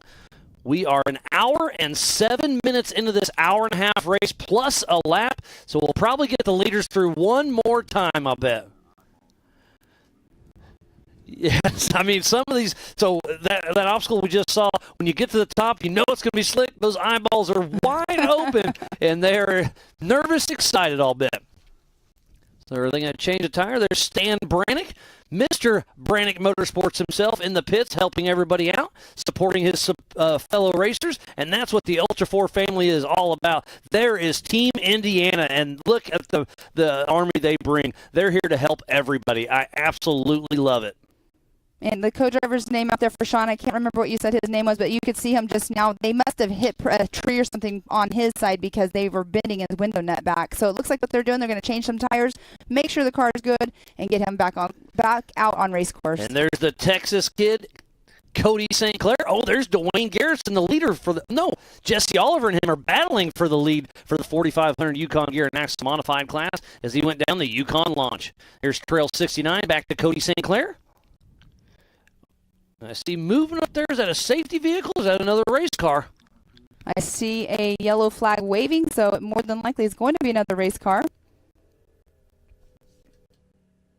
And it's steep. It's slick. And that is Bob Humanchuk, I believe. Haven't seen him for a little bit. Steer left, gas. He saved it. Oh, that makes me like nervous. It is sketchy on that little downhill. Yes, that's the 216 of Bob Humanchuk with Chuck twinning riding shotgun, heading out for another lap. So our physical race leader is, I believe, is still Ryan Taylor, and then Jesse Oliver and Dwayne Garrison are battling close for that next class. Remember, we are racing 2 separate classes at the same time. There's Bob clicking along, passing the Amsoil hot pits. Oh, his door's flapping open. I bet he doesn't even realize that. He probably clicked a tree a little bit ago. As he'll head up the Brannick bump as we speak, he'll take a left. There's about 3 or 4 lanes here. The further right you go, the easier it is. So he's going all the way right, which is the easiest trail. It's a little bit longer, but he's just going to finish. The attrition's definitely setting in. He wants to make this final lap. There's Ryan Webb coming down the Yukon launch. And that's very steep as well, too, but that's straight rock. There's not really a lot of mud like that we're seeing on the other hills that are closer to our home base here to the finish line. But it is definitely a very steep area. And there's Chad Hunt with all smiles. He was dumping some oil in there, and we saw his son Caden Hunt here in just a little bit. Had him in booth just a little bit ago, and Chad Hunt will be out on the course for the 4,400 race here after just a little bit. And that's a team right there. That is a teamwork makes the dream work. And look, they're crawling back in. So Sean Reisky and Rick Murray are going to head out for another lap. So we're going to see what happens, but we're going to take a quick break with more racing action yet to come.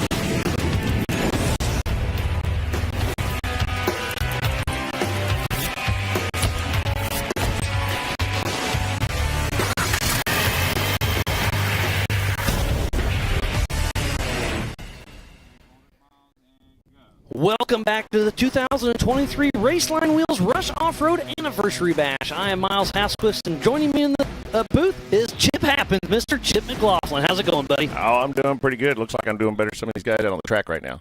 Yeah, so we're watching Sean Reisky right now, getting ready to head out for a lap. We didn't see the roll, but you did, so kind of run us down what you saw out there on course. Yeah, the two downhills right here before the finish. They're slick. It's really slick. So he came down the first one, got a little slideways, as you would say. And a little crossed up. Got crossed up, went over to go to the second downhill. He missed it, had to back up, and he tried to spin the front end around to point downhill. Well, when he did that, the whole car went off the ledge. So he's he didn't know exactly where it was on the ledge, and when he went to back up, he just fell right off the side. Well, there's also a big mud hole, so he slid. He was in reverse. He barrel rolled one down, tried to drive out of it like the rock bouncers do, and ended up against that tree.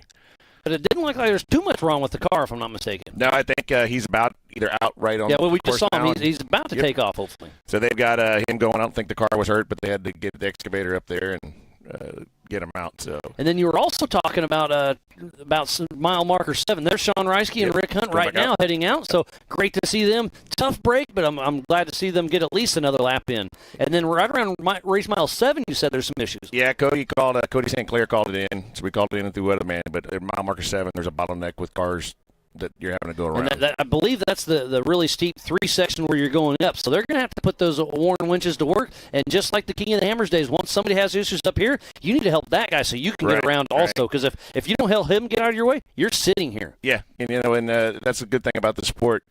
We always talk about you go help everybody else because if they finish, you finish. And you're going to return the favor. Like, out at Hammers, you get pulled out. You're going to go down the trail, and you're going to have to get the next person. So it's give and take, and, I'd rather be helping somebody than sitting in the car waiting for it to clear. Yeah, so yesterday was super dusty. Today it's a little muddy. You have any game plan to keep the mud off your windshield, or what do you got going on? Yeah, I called Dougie Fresh on the way up, and he heard it was going to be muddy, so he gave me some Dougie Fresh advice. Oh, this could be scary. I don't know where we're going here. He told me to go to AutoZone and get some windshield wiper fluid. Well, we don't carry windshield wiper fluid, so I was kind of confused. And he said, well, you drink it, and it keeps your eyes lubricated. So you're going to drink windshield washer fluid, so when you blink, it just kind of comes out? Yeah. Keep your eyes moisturized. Like Dougie Fresh, and sounds like yourself as well. I got to stay out of the trees somehow. So. I think you're going to kiss some trees. Oh, we're going to hit some trees. I just hope it doesn't break the car and flip us over. But I'm hoping these guys in the 4800 class and 45, blow the top off. Yeah. So it's starting to tack up out there. Actually, on the hill climb just coming out of here, it's already dusty. Yeah, I saw the top. It dusted up just a little bit. So we'll see how it shakes out. So dust yesterday, mud today, but I really think your course is going to come. And there's Sean Reisky on Trail 69. Yeah. Great to see him moving strong. Doesn't look like he had too many issues with his car. No, and, if they can keep it in between the trees, it sounds like they're doing okay. I think it's Jesse Oliver. He's running it without a winch because he broke it yesterday in qualifying in his little lawn dart. He tumbled? Oh, so that's the bottom of the first drop. There's Jesse Schumann coming down on that full-size Bronco, so that's a lot of weight coming down. Oh, so he saved her. What he's coming down right now is that got developed yesterday during the UTV class. So both downs right now are legal the whole time, and they're tricky. Yeah, and they're tricky. So I think they're trying to spin him around to use the winch to flip him over because they can't get that excavator up there. And I believe that was this is not. This is kind of what happened earlier. If you get out of those ruts, you can see the mud up there. You're just going to go sliding down that hill. Wow. And this is super off camera. I was riding across here earlier this week when it's dry, and it was a little bit sketchy. It was slippery dry yesterday. And look how great these drone operators are doing. We're in the trees, and they're dodging limbs to bring you this amazing race action. And Jesse Schumann, he's going to... is he going to back up? He's going to throttle out. So if I was him right now, I'd probably take a left and go up that hill and try to back up and turn around. Well, what I think he's trying to do is they're lining up maybe to winch that flipped-over car over. Nope, there he goes. He's trying to get the front end whipped around. So now he's on the traditional Ryan. Yeah, what he just did is didn't go the same way. So that's exactly what Trent tried to do, and that's when he started barrel rolling. So it's kind of deceiving up there. It's slippery. We have a little bit bigger tire. Maxxis, we're going to run the Maxxis Treps. Great sponsor. Put some traction to the ground? Yeah, we actually tried putting some 42s on, but we got some clearance issues, so we're running the 40s. But, I'm happy to have those Treps today. mounted on those Vision wheels, so they're great sponsors for us. Oh, he should have hit that harder. Or Oh, he got the drone. He got the drone. He gets 2 points. Uh, But yeah, this right here, I think this is Trail 69. The line is straight, but from looking at what I'm seeing right now, I don't know if you can make it up that center line. Yesterday, when we saw a couple people try it and they couldn't make it. Yeah. I see your eyes are watering a little bit. So I told you it works. That windshield washer fluid's coming out already. He comes up with some good ideas. That was Ryan Taylor. I believe that's our physical race leader back there on the Spider Tracks backstretch. So when it was Sean that flipped right there at first, I think. Yeah, Sean Reiske's the one that was upside down. He had over a 10-minute lead, I think. I think you're probably about right. He was really moving fast, but it bit him. There's Justin Barth. We saw him stopped early, and now he must be in the Amsoil Hot Pits. I know There's he was Anthony Yount riding shotgun. He'll be doing some rock bouncing later on this evening. Yeah. They, I think they were right around a mile marker 7. They had some issue right at the beginning. I don't know what was going on at the top up there, but they got it going. And if anybody can make something work in the middle of the woods, it's Yount. So it's a good co-driver to have. Looks like all 4 of the Nitto tires are holding up. Not worried about that. It's probably something electrical with all the wet and mud out there. There's going to be a lot of water out there today. We got those pre-crossings. Some of those mud holes, they're 3-4 feet deep. You can go off in them. So some of these front engine cars, I hope their intakes are covered. And did you do anything special for yours? Or yours is in the cab, maybe? Mine's actually behind me, up above my head. So we're rear engine. And so with a head like yours, you got the whole thing blocked. Yeah, it does turbulence going in there. It makes it's like that ram air. There's effect. Dwayne Garrettson on the Spider Tracks backstretch.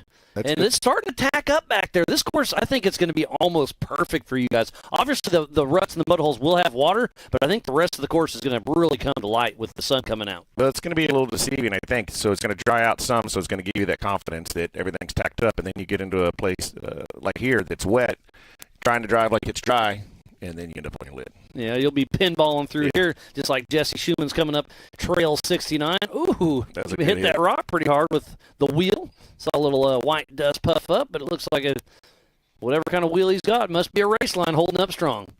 Yes, sir. We all did an amazing job on this track. I like this track. Even with the conditions that we have right now, it's still a whole lot of fun.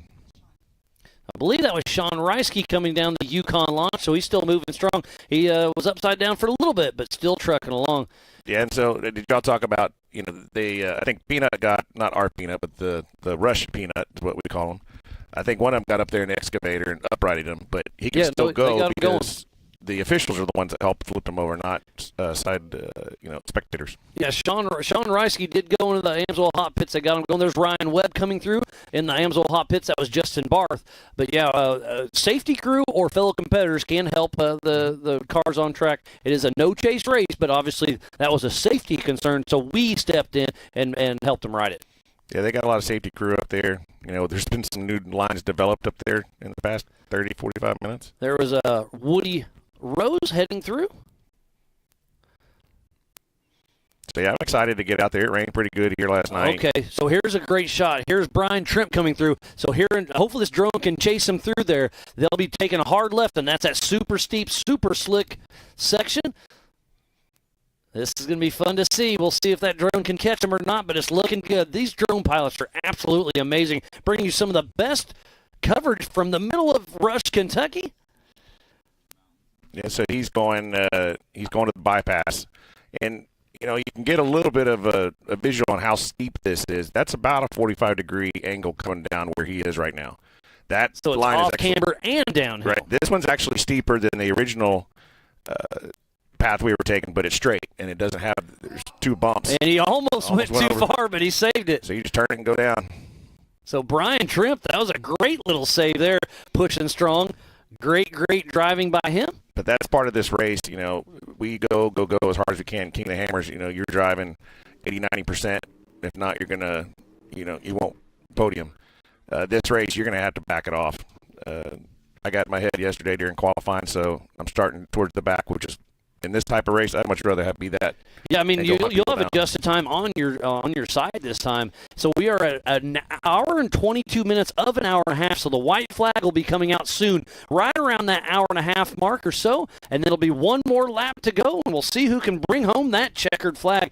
right now, I believe it's Ryan Taylor out front in the 4800 Brannick Motorsports Legends class, and then Jesse Oliver in the 4500 Yukon Gear and Axle Modified class. So a lot of great racing yet to come as Brian Tripp motors up the Brannick Hill. It's amazing the difference between the times yesterday and today. You know, the UTVs ran an hour and a half. They got, 8 laps in? Yeah, 7, 8 laps. Turning a 16 to 18 was pretty average on the fast guys, and now we're right around that half-hour mark. What is the fastest lap? It is a 27:40 set by Cody got Ryan a 25. Taylor. Cody St. Clair. We got yes, Cody St. Clair with a 25:12. Wow.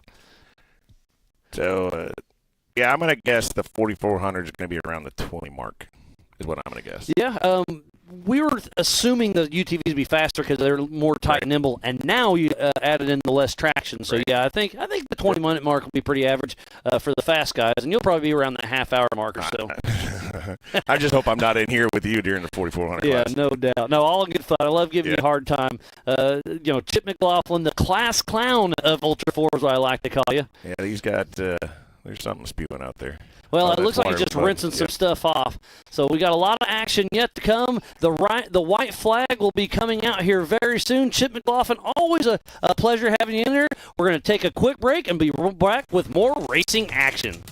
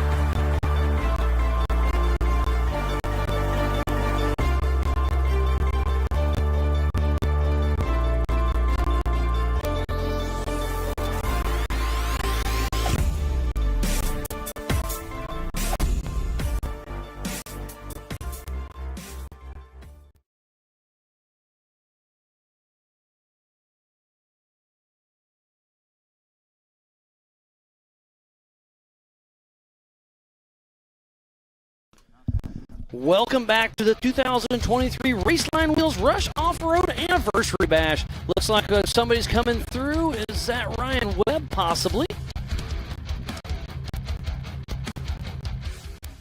That may have been Dwayne Garrettson, I apologize. So Dwayne Garrettson and Ryan Taylor out on another lap, and the white flag will be coming out very soon. So I think next time around for our leaders, it will be the white flag.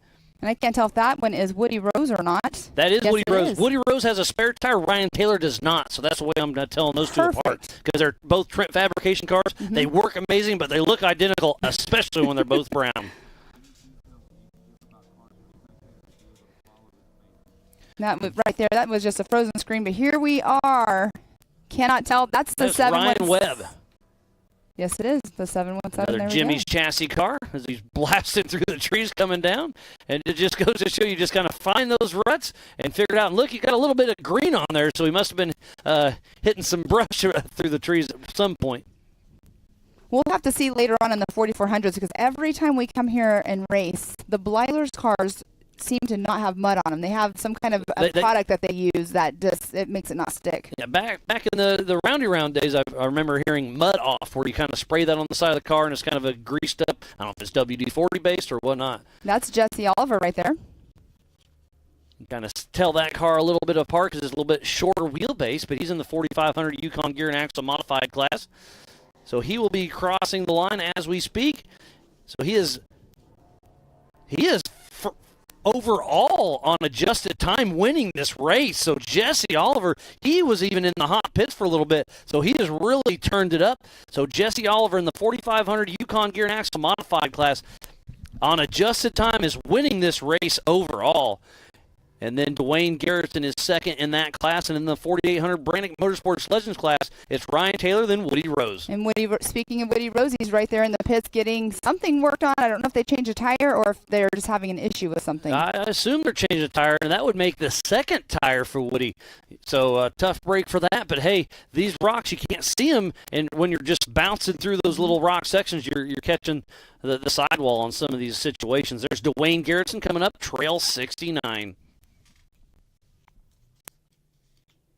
And it looks like Woody Rose actually has the fastest lap time so far at a 23:37 so far of this race. That's pretty impressive. Mm-hmm. They're getting closer to your 20-minute marker. Yeah. And I think it's going to get faster throughout the day, especially this next race with the 4400 class. Bigger tires, bigger suspension, unlimited horsepower, and it's going to be a better track. So we got another car coming down. That looks like Cody St. Clair. I think I can tell his car with that shark fin on the top. That's how I've been marking it as well. And he had to do a little bit of a backup right there. They are waving him down that line. They're kind of avoiding the original line right now. They're just sending him all down this line because of that. Interesting. So it must just be safer that way. Well, look at these cars, all the mud. It is absolutely insane out here. But it's better than the dust, some people would say. There's Ryan Webb on screen.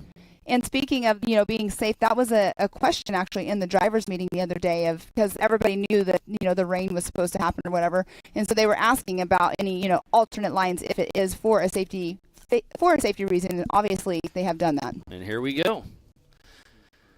There's Cody St. Clair getting ready to hit the Brannick Hill. We'll see what line he takes. Like I said, the most prefers that center line. The further right, the easier it gets. And with the mud, he's going to take the kind of right center line. So that's a good run right there. I haven't really seen very many people use that run today. They've been either using the one that was right there to the left or the very, very far right one. So when I was marking course, I would take the line he just took. Is there a car broke down right there? There is a car stop right there. Couldn't quite tell who was that. Couldn't quite tell who that was. It was a white car. That may have been Bob Humanchuk.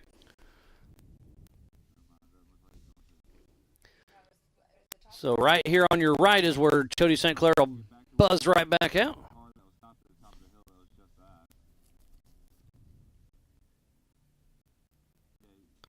So there's the drop down. Oh, is that Justin Barth? It looks like Justin Barth, and that's where he was stuck earlier today.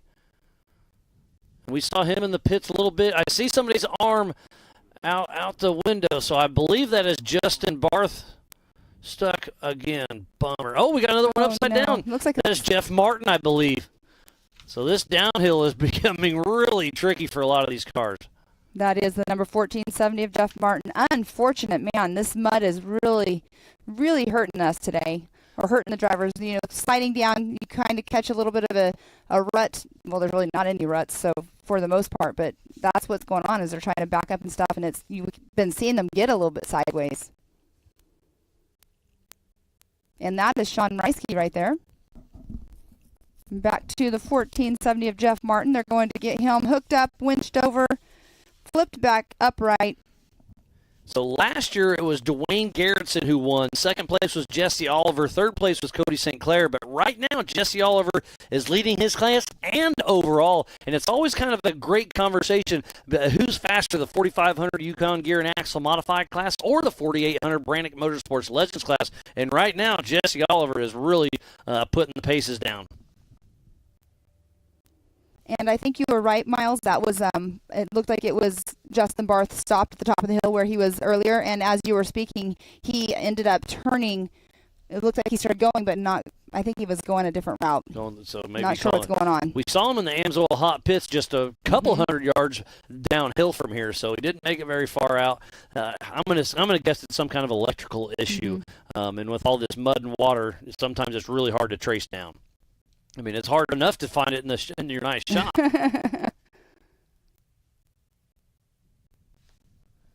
Is that a car on its side right there, possibly? Yeah, that's the overhead that's the of hill. Jeff Martin. Yep, Yes, okay. yes. I see where we're at. So just at the bottom of our screen is where the start-finish line is.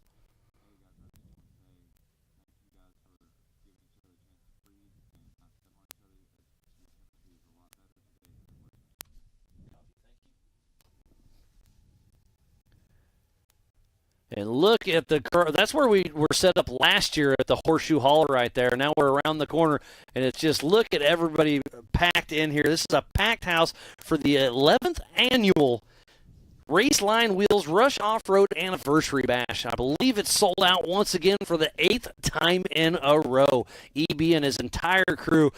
Peanut's been out here parking everybody and helping us, with everything. It's an amazing place out here. It's 7,000 acres with over 100 miles of trail systems. They are open 7 days a week. You can buy a day pass, a weekend pass, a season pass, and then on these big events, this is a special event. And what's been amazing is, we had so much rain last night, and we get here this morning before we going live for everything, and we had mud holes underneath our awning over there where the Ultra 4 merchandise is. So what they do, they go, and EB has his crew bring out some gravel. They graveled the hole underneath the awning, trying to make it, good for everybody so not everybody's standing around in the mud. Yeah, just all of a sudden a dump truck and a skid steer shows up, and they made it really nice for us. It looks like they did get Jeff Martin righted, so hopefully he'll be all right. We got another car coming down and sliding all the way down almost. Is that Sean Reisky, I believe? Yes, it is. So he's going to be a little timid as he heads down here. I would definitely be timid, 100% after that last lap.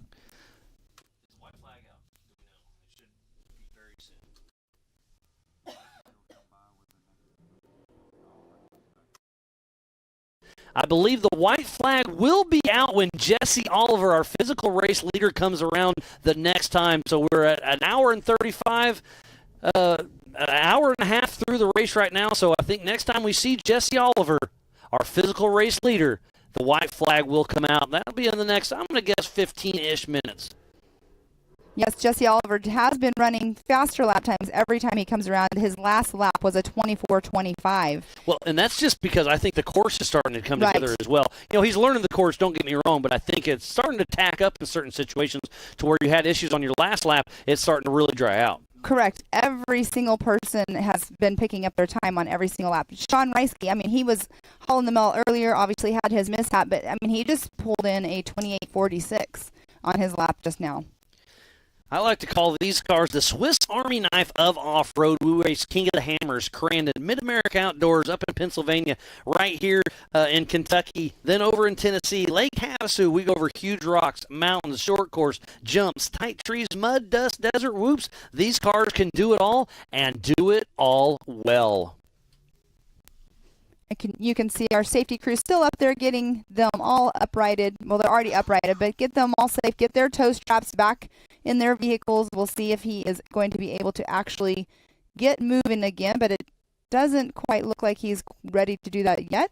And that is Jeff Martin with his helmet off, so he's definitely taking his time. Bummed out. Sorry to see that. There's Cody St. Clair, the Texas kid, with Tyler Haggard riding shotgun. His car is usually a bright white with blue, and it is definitely, I don't even see a speck of white on it today.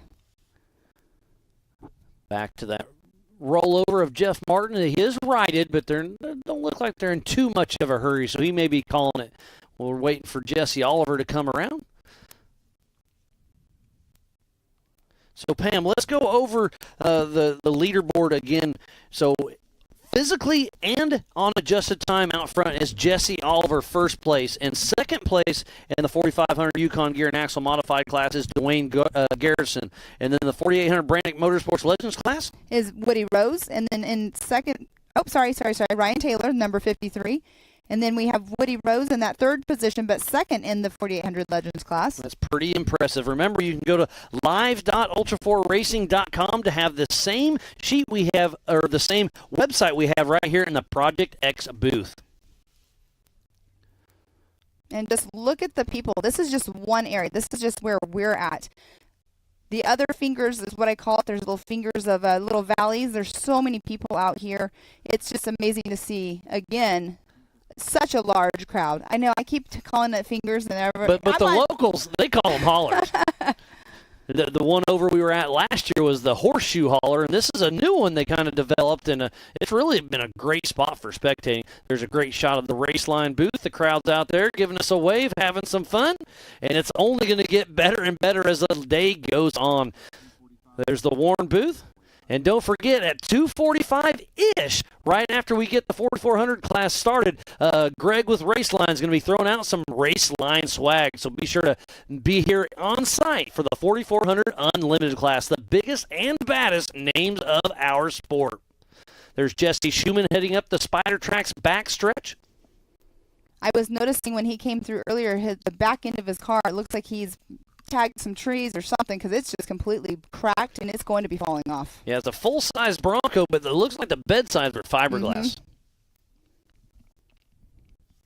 There's so many trails out here to come riding, and like we keep saying, it's open 7 days a week, so you can come out and you can buy a day pass or you can buy a annually pass, and it's pretty cool. It would be a fun place to come out here and just do some trail riding.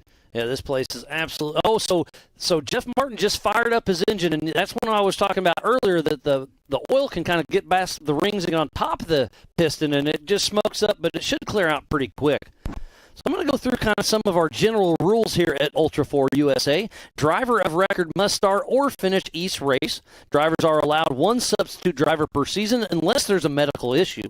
Driver must race the same car they qualify in or take a rear start. Minimum age is 16 years old unless the race director approves it. This is a no-chase race. Only Ultra 4 and Mid-America or Rush Safety Crew can help outside of fellow competitors. And competitors must stay within 50 feet center of course. So we'll see if Jeff Martin's going to be able to keep going or not. Because if Jesse Oliver grabs the white flag before he makes it through there, his race will be done.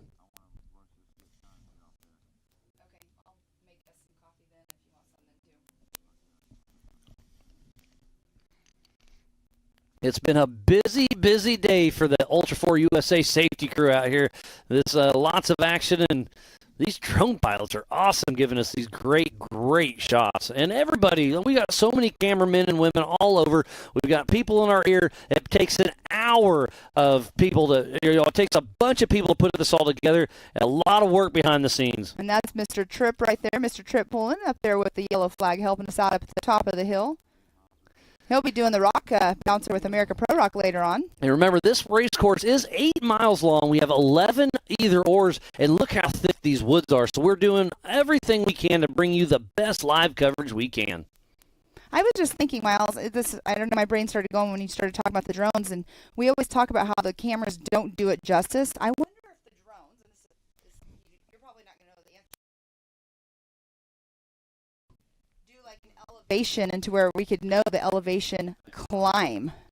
You know what I mean? Like as they're climbing up our hill, then we could know how far they go. You know yeah, what I mean? I like that style. That'd be pretty wild to see. It would be pretty cool because they're super steep. That was Sean Reisky, I believe, coming down the Yukon launch. So our next race for Ultra 4 USA is going to be up in Montana. We're going to be racing with Yor, and that is going to be a super fun race. Make sure you tune in for that. I know you're heading to Wheatland next weekend. We've got so much going on. But Yes, our a lot. second race for our second Ultra 4 race is a Western Series race up in Broadview, Montana with your Yellowstone Off-Road with Grizz and Aaron. That's going to be May 18th through the 21st, so be sure to tune in for that. And we have a lot of stuff to go, so make sure you go check out Mid-America Outdoors, Ultra 4 Racing USA, and check it all out. We've got a full season of everything going on. It's going to be wild. And let's talk about visions a little bit.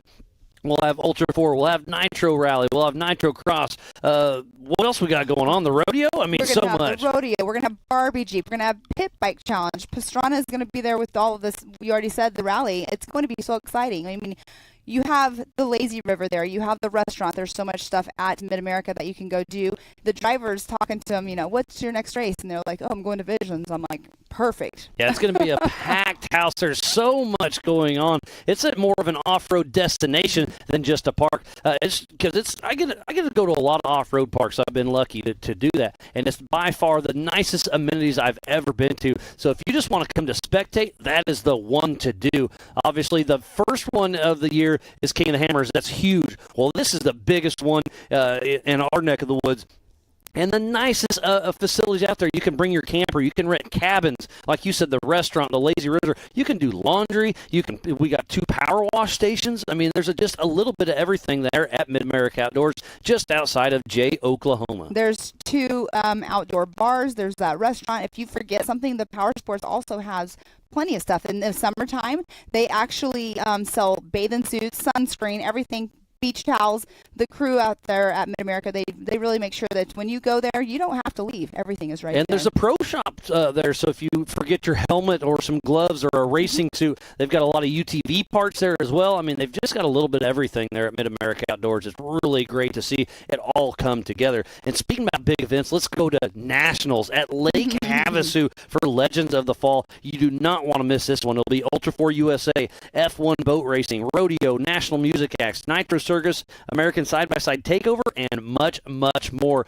Some of our crew was out there last week kind of doing a scout out, and we were chatting about it. It just sounds like it's going to be one heck of a year. It's going to be amazing. I'm excited about it. Have you ever been to Havasu? I've crossed through Havasu and spent the night there on the way to the Parker 400 one time.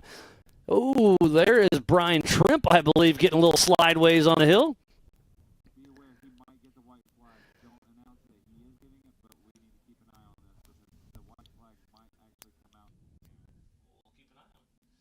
And we are over the hour-and-a-half mark, so the white flag could be coming out here anytime. And there it is. The white flag is out. Brian Trimp grabs that. So next time around, everybody out will get the white flag. Normally that is, he's actually going into the Amsoil hot pits right now.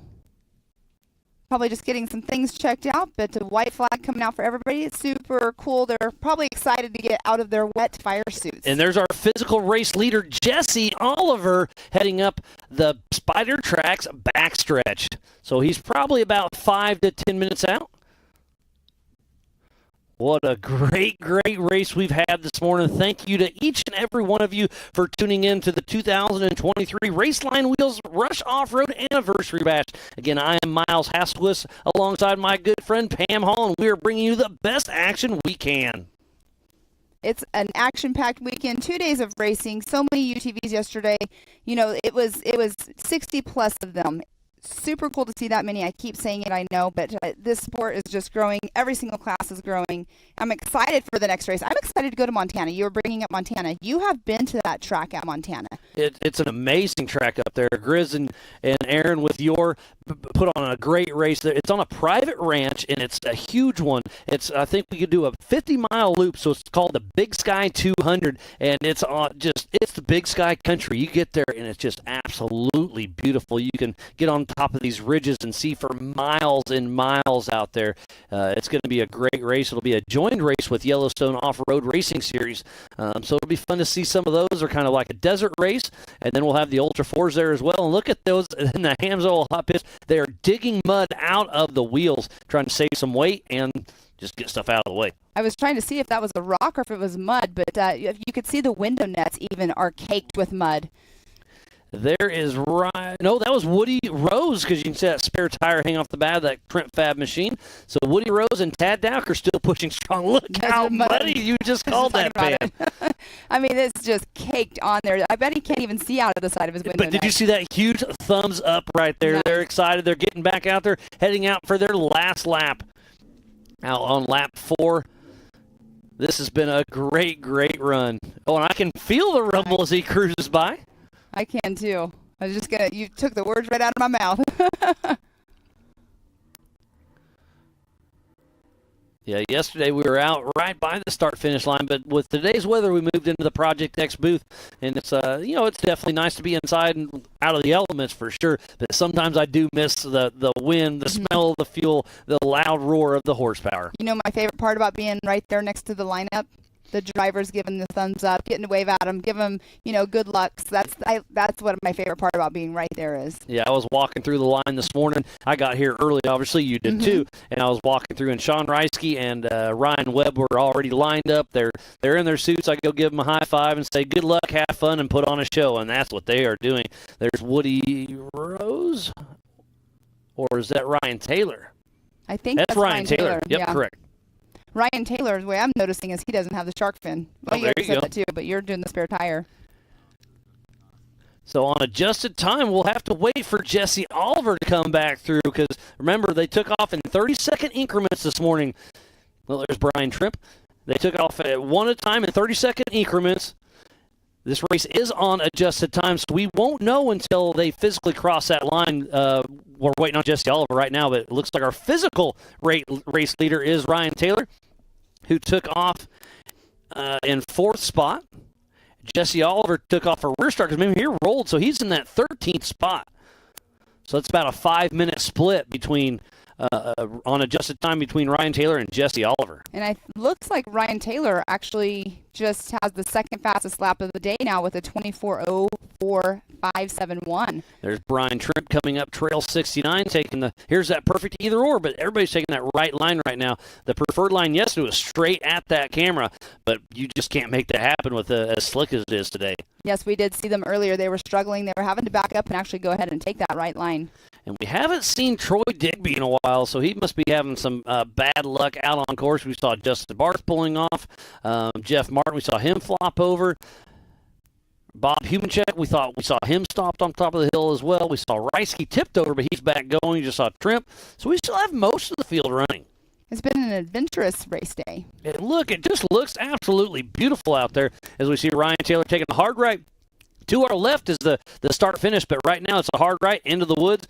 And we had to do a lot of work on that section to make it a straight go-through. It was an absolute swamp when it was dry.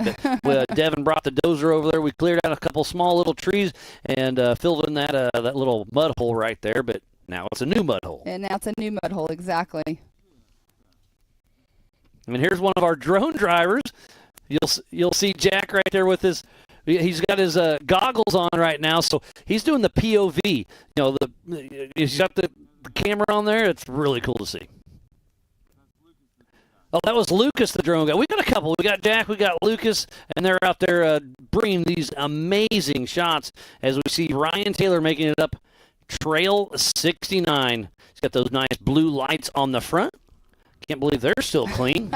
That means he hasn't really had anybody in front of him to kick the mud up on there then. Cake it up on there. You can see our Optima leaderboard on the top left of your screen, and that is Bob Humancheck possibly. Little bit of difficulty right there. That's Ryan Taylor. Trying to make it up the top of 69. Is that Cody St. Clair, I believe, with the shark fin on top? He's on the Spider Tracks backstretch, and that is Jesse Oliver, I believe. So this will be fun to see on adjusted time. Is Jesse Oliver going to be able to steal that away from Ryan Taylor? It's like I said, I think it's about an unofficial 5-minute split at my quick little guess. And he crosses the line right now and grabs a checkered flag. Jesse Oliver does a little flip around, and Jesse Oliver grabs a checkered flag for the 2023 Raceline Wheels Rush Off-Road Anniversary Bash. And right now, I think it's going to be Jesse Oliver.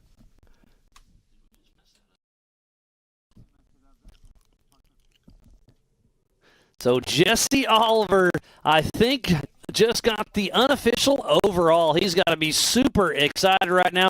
Look at all the mud all over that car. He got a second last year, and it looks like he may get first place this year. He battled, and look at the left front. It looks like he kissed a tree with that fender right there on the hood. Well, did you see him just now, too? It looked like he tried to push his side mirror out, and it's not going out for him. So he probably did hit a tree. Those mirrors are made to just fold in and not break off. That's how the style they are. So he'll, try to fold it back out so he can get out. But you saw 2 big thumbs up from Jesse Oliver and Randy Knoll. And like you said, they fold in, and I think if you had it folded out, it would be muddy enough you couldn't see it anyways.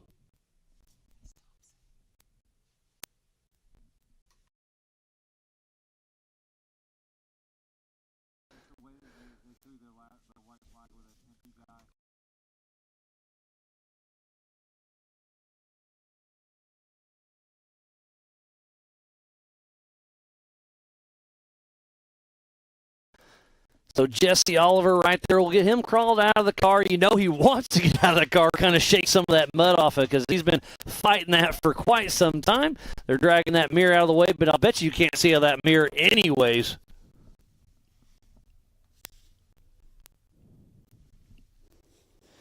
So we are an hour and 53 minutes into this race.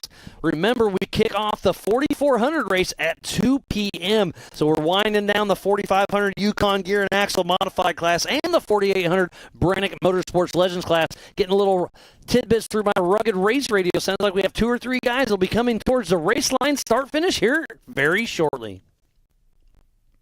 It would be interesting to know what their cars weigh after this race because I know they don't weigh them, but it would be interesting to know how much mud they actually have on their cars. I believe that's Brian Trimp heading down the Yukon launch. Oh, and there's the top. So we will have somebody coming through. That could be Woody Rose, I believe. It's either him or Dwayne Garrettson.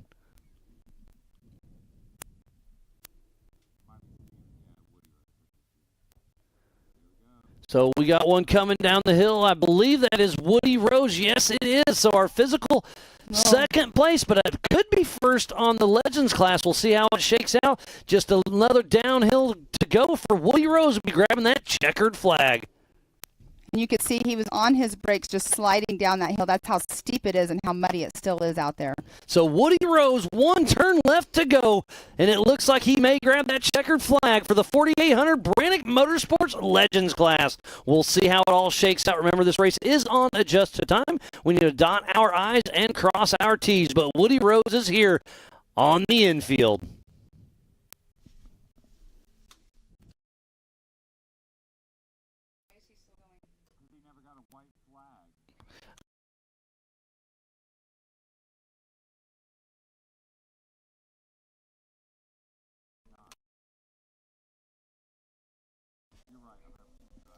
Woody Rose, I think he must have missed the checkered flag. Not quite sure, but he's still running out there. He's just having some fun. Yeah, extra seat time is key, right? So he's like, I'm going to do one more lap.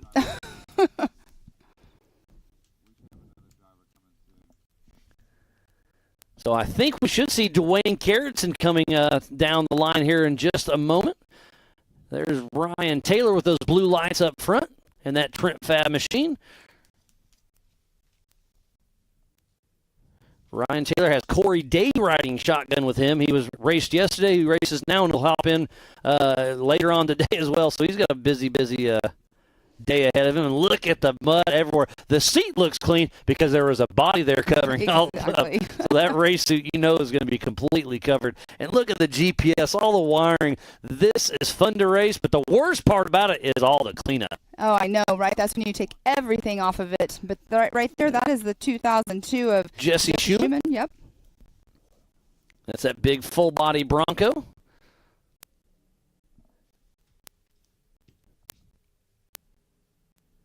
He's part of the 4,800 Brannick Motorsports Legends class. Looks like he's having a little bit of trouble. He had to back up quite a bit. I believe this is only going to be a second lap that he completed. Did you see him sliding? Oh, here's Woody Rose still chugging along up to through trail 69. There's John Schumann. He'll grab that checkered flag. And a lot of them are kind of doing a little tailspin right there. Liam gives him a little eyeball and tells him to settle down a little bit. Liam's O'Donnell 23 with USAC. He's our USAC rep that has really stepped the game up the last. We introduced him last year, but he's really helped out this year. The entire USAC is here, and we are really lucky to have them join partnerships with us. That was Woody Rose disappearing, and now this is going to be Cody St. Clair grabbing the checkered flag. So this could be unofficial second place for the 4,500 Yukon Gear and Axle Modified class. And doing a little rooster tail at the end of the line. And another one right behind him, and that is going to be Sean Reisky. Remember, he was the one that rolled over early. He got the pole, set the fastest lap early on. So tough break for Sean Reisky. But, hey, he finished the race. That's what matters. You know, that's what you want to do. You come out here sometimes just to finish, and here he did. I mean, he had some major issues after being the pole setter, but that's awesome. He took that checkered flag. Look at the mud on Cody St. Clair's car. So I think we should see Dwayne Garretts and Ricky Bobby coming down the hill here in just a few moments. What a great race. I do feel bad for these guys and gals battling the mud, but they did it. This is unlimited racing at its finest. Yesterday battled the dust. Today they are battling the mud, and they are making it happen. And they got to be super stoked to be crawling out of that car right now. There's Cody St. Clair out of the driver's seat and Tyler Haggard coming out of the passenger seat. There's Chip McLaughlin getting a little congratulations. Anthony St. Clair, Cody's dad's right there giving him the good job, boy.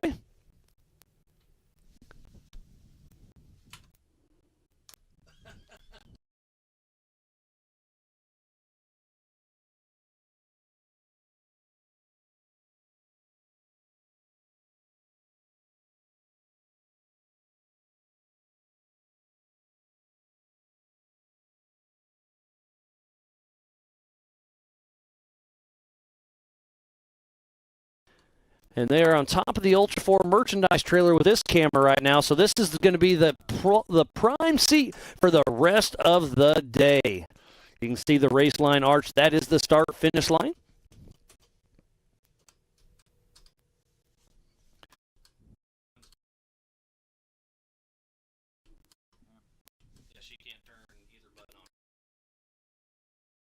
And there's a great shot of Sean Reisky, who set that blistering pass early on and then had that tumble right there at the end. So tough break. This should be Dwayne Garretson coming down. Can't quite tell what kind of car it is. I can just see a silhouette of something.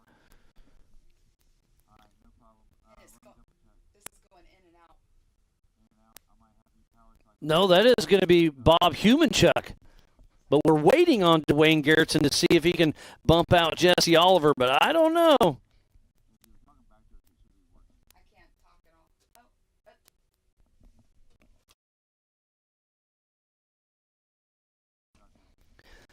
So Bob Humanchuk at the top of that steep little down section. He's trying to, oh man, it's steep, it's off camber, it's muddy, it's uncomforting, I promise you that.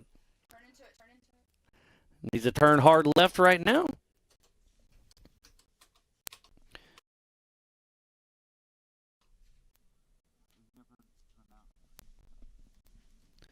So Bob Humanchuk grabbing the checkered flag. We'll see how it all shakes out. I believe he was a couple laps down.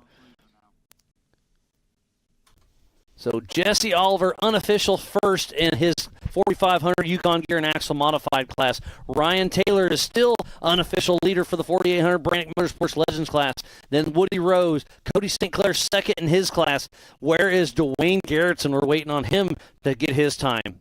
And he was having such a great day as well, and so he has fallen back, but we're still waiting to see him come in. So Cody St. Clair started behind Dwayne Garretson, so he definitely has him bumped out. But Dwayne Garretson had such a good one running. He's won the last 2 years in a row, but he just couldn't quite pull it all together. But I hope to see him back here coming in soon. Is that Woody Rose possibly heading down the... Yukon launch area?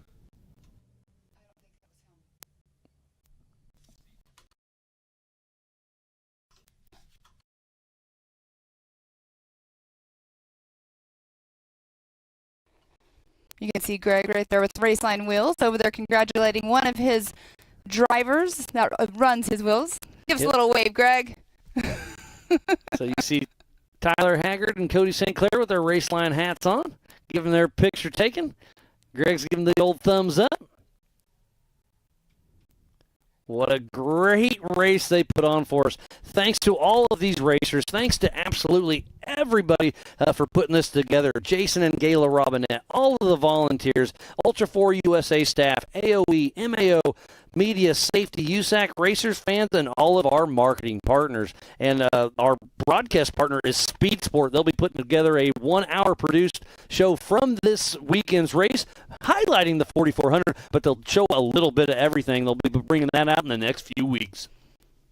I know that all of our racers are looking forward to that to see. There's a shot right there again of that nice, nasty downhill, but there to the left is where we'll be doing the America Pro Rock tonight. Did you say right to the left? I did, didn't I? Just to the left where Just to everybody's the been left. coming down. I catch myself doing that all the time. No worries. So we're bringing them in the 4500 Yukon Gear and Axle Modified class and the 4800 Brannick Motorsports Legends class. Or we're winding down this race, and we're about 2 hours away from kicking off the 4400 Unlimited class. That was Brian Trimp heading up the Spider Tracks backstretch.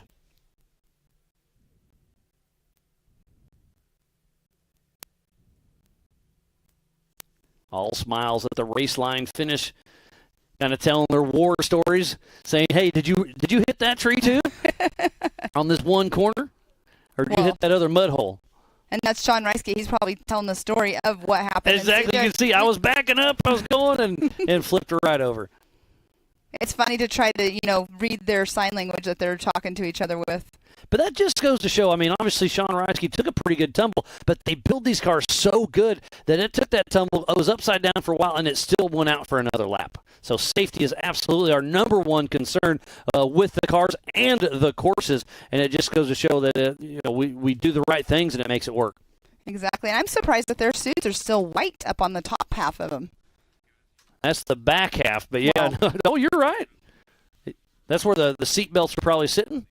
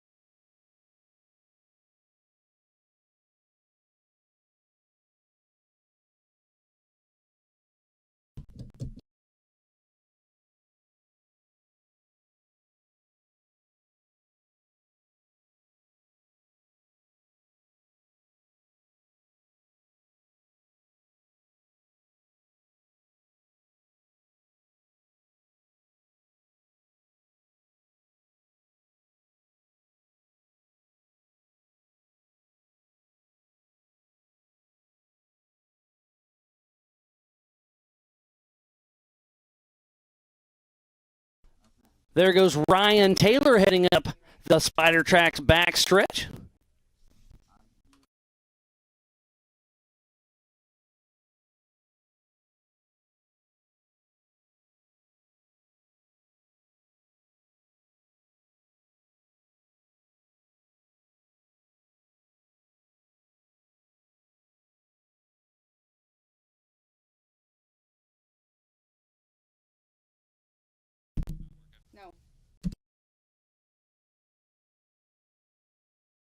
What a great day of racing. What a great weekend of racing it has been for the 2023 Raceline Wheels Rush Off-Road Anniversary Bash. As Jesse Oliver's going to hose down his car a little bit so he can give some love to his sponsors. We see Warren and Rugged on the side of that car, getting her all shined up for some pictures. And the Raceline is on the rear, the sticker's on the rear side of it. And Rugged Radio's right there. I don't think that vent's going to buff out.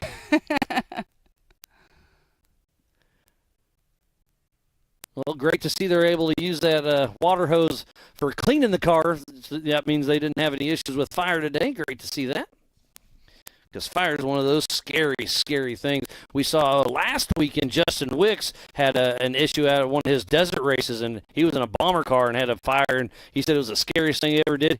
Him and his co-driver are okay, but it really hurt the car.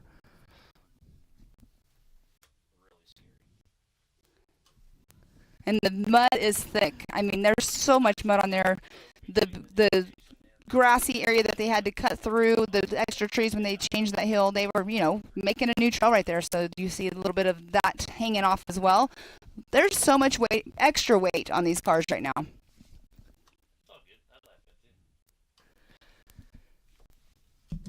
So there's a great spectator area out there, right there in front. You see Nitto, we've got Warren, we've got Raceline, we have the Ultra 4 USA right there. The Jumbotron's going to be there, and we are going to have some more racing today, so be sure to don't go anywhere. We've got some great stuff yet to come.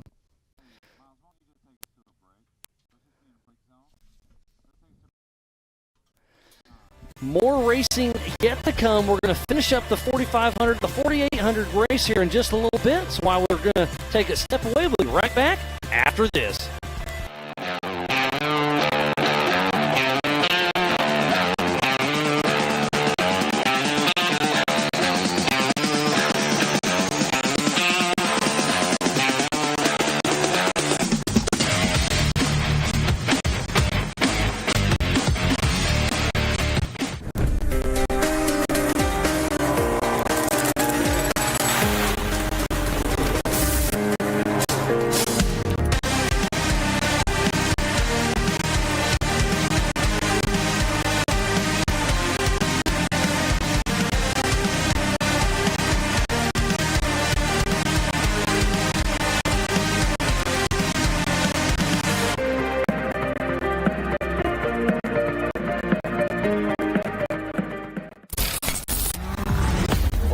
Suspension tuning, there's only one name we trust, Double E Racing.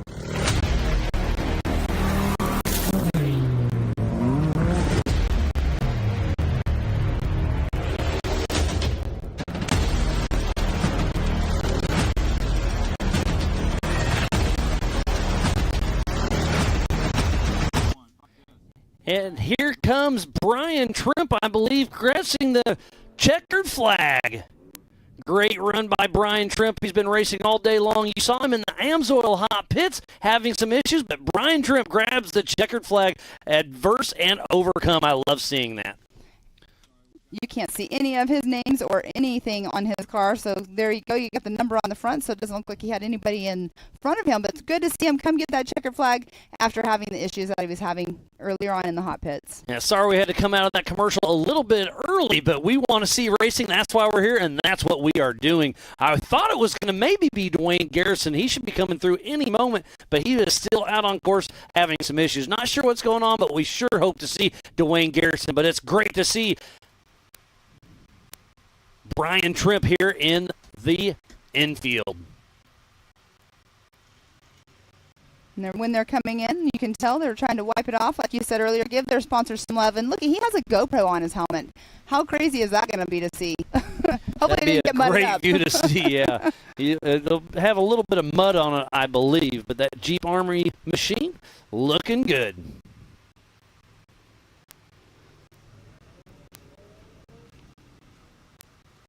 There is $20,000 on the line tonight for the America Pro Rock Bouncing Series. So it's going to be it's going to be two hills. They're going to be combined times. It's going to be a lot of fun to watch. That'll be tonight around 5 p.m. And Jesse Sherman is in, I believe, right there, came in the 2002, that Bronco.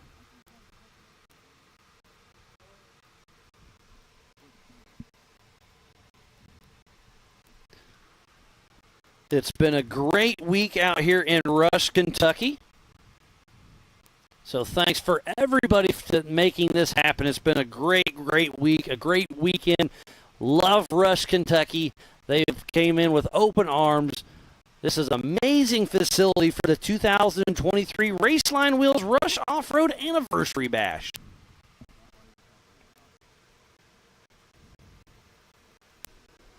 And we're all just waiting for all of our finishers that are out on course to come on through here. We'll be doing our awards here in just a little bit.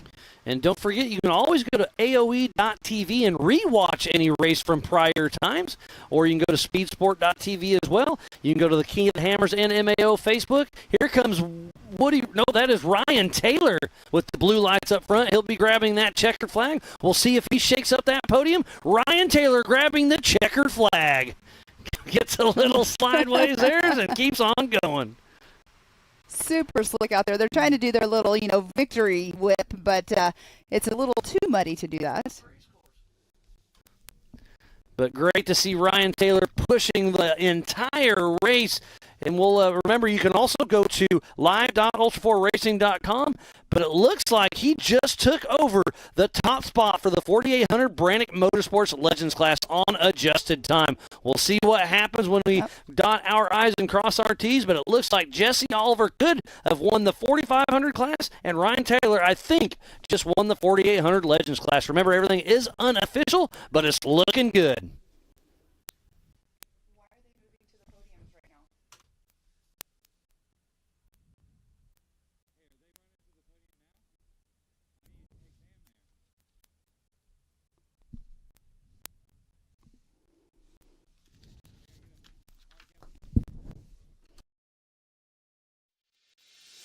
What a great day of racing it has. We are winding up this race, so we're going to take a quick break, and we'll be right back after this.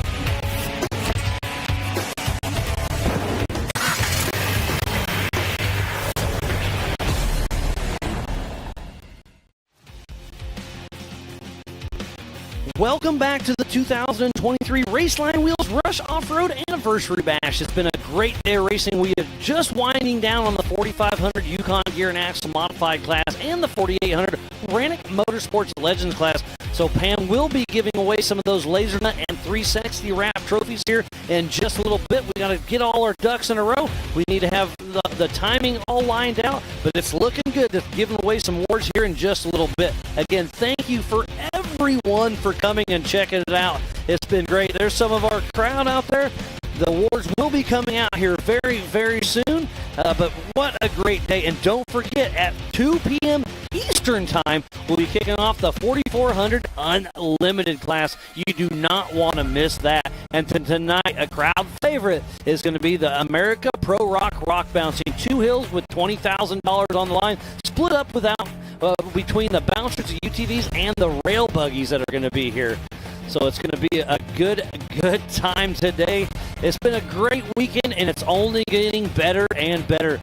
Yesterday it was dusty. It rained overnight, and this first race was very, very tricky with all the mud. We saw some unfortunate rollovers. We saw some people having electrical issues, but I think the course is really going to come into play, and it's going to be amazing for the 4,400 Unlimited class. That'll be kickoff again at 2 p.m. Eastern Time.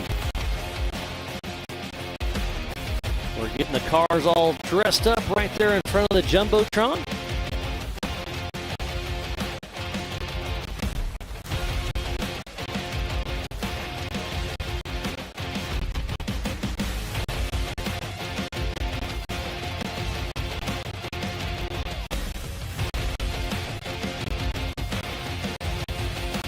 So here is the unofficial AMSOIL results. It looks like for the 4,500,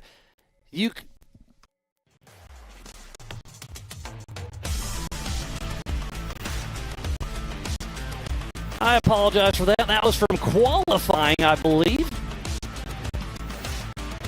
So we're trying to get all our ducks in a row real quick.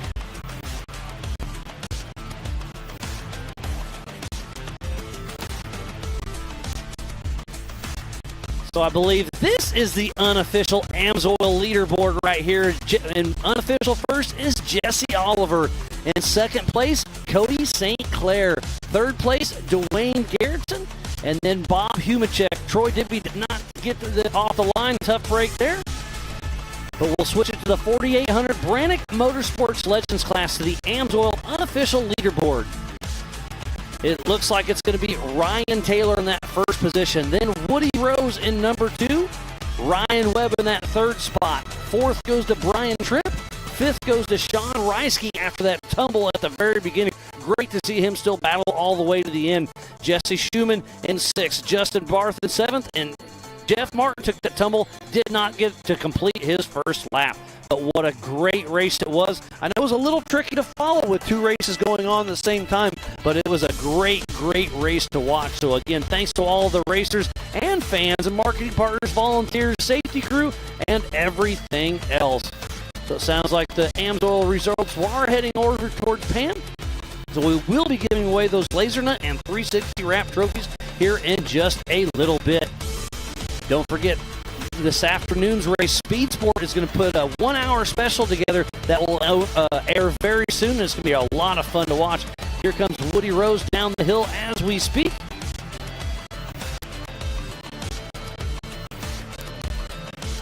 So Woody Rose will be grabbing the checkered flag. Once again, Woody Rose grabs the checkered flag in that Trent Fab machine. It's been a great day. We'll be having awards here in just a moment, but while we dot our I's and cross our T's, we'll take a quick break. Be right back after this.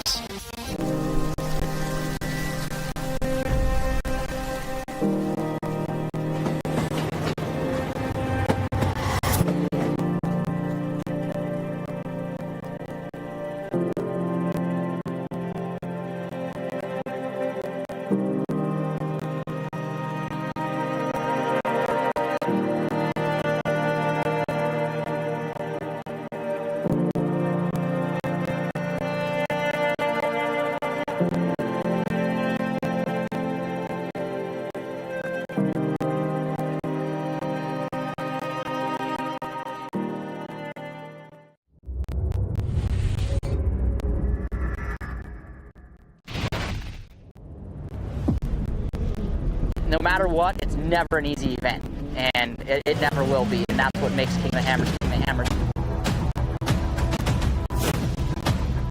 Tire choice is everything. I mean, to have a tire that's reliable and consistent and drives well out in the desert, but yet when we get to these crazy rock sections, still has grip and performs, and we can hit these sharp, jagged edge rocks and not have a problem, is what we need. And the Rockzilla is definitely our second to none when it comes to the UTV tires. It just speaks traction. It's got big lugs hanging off the side. It's got big lugs down the side of the sidewall of the tire. If you're going to look for something that makes traction and is going to grip in rocks and dirt and everything, you look at a Rockzilla and go, man, that thing looks like it's going to do the job right there.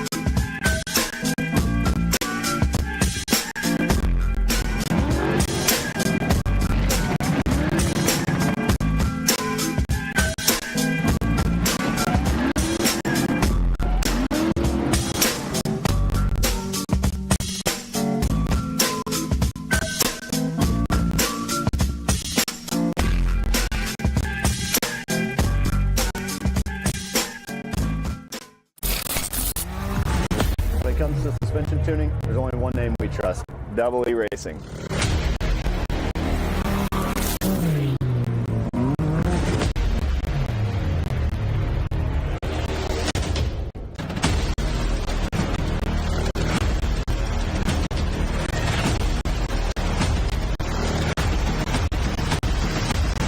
Double E Racing. We help build champions. Ready for any challenge. Max's tires can handle even the most punishing off-road conditions.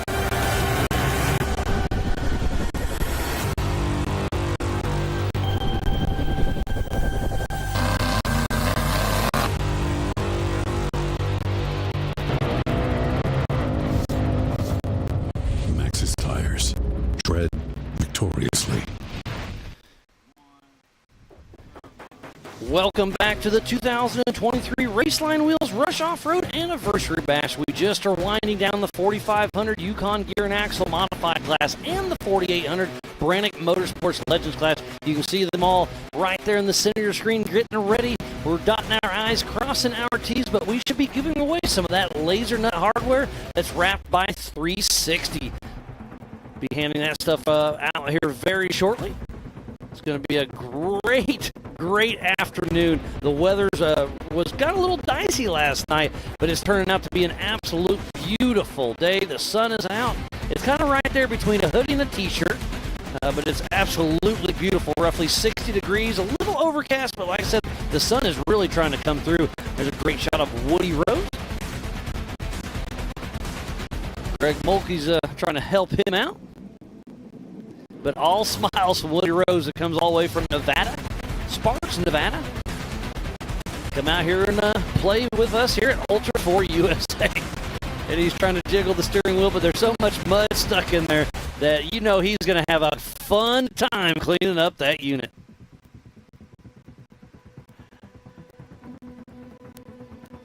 Don't forget, at 2 p.m. Eastern Time, it's the 4400 Unlimited race, the biggest and baddest names in our sport.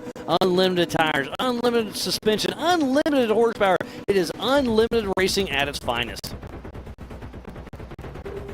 These are the Swiss Army knife of off-road. They race King of the Hammers, Crandon at Mid-America Outdoors, Pennsylvania, Tennessee, here in Kentucky, out in Lake Havasu. We race over huge rocks, mountains, short course, jumps, tight trees, mud, dust, desert whoops. These cars can do it all and do it all well. Taking a quick look at the course, it's pretty quiet out there because it's definitely winding down, but it really looks like it's starting to dry up and getting that little tacky section. So I think this is going to be super, super fast.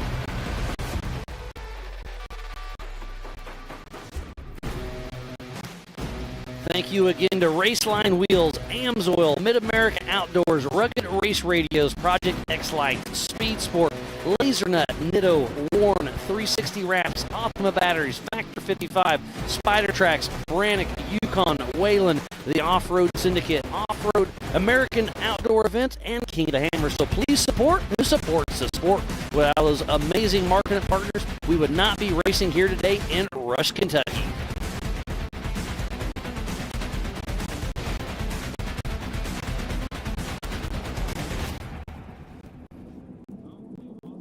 But it sounds like we are getting ready to hand out that laser nut hardware wrapped by 360 Wraps.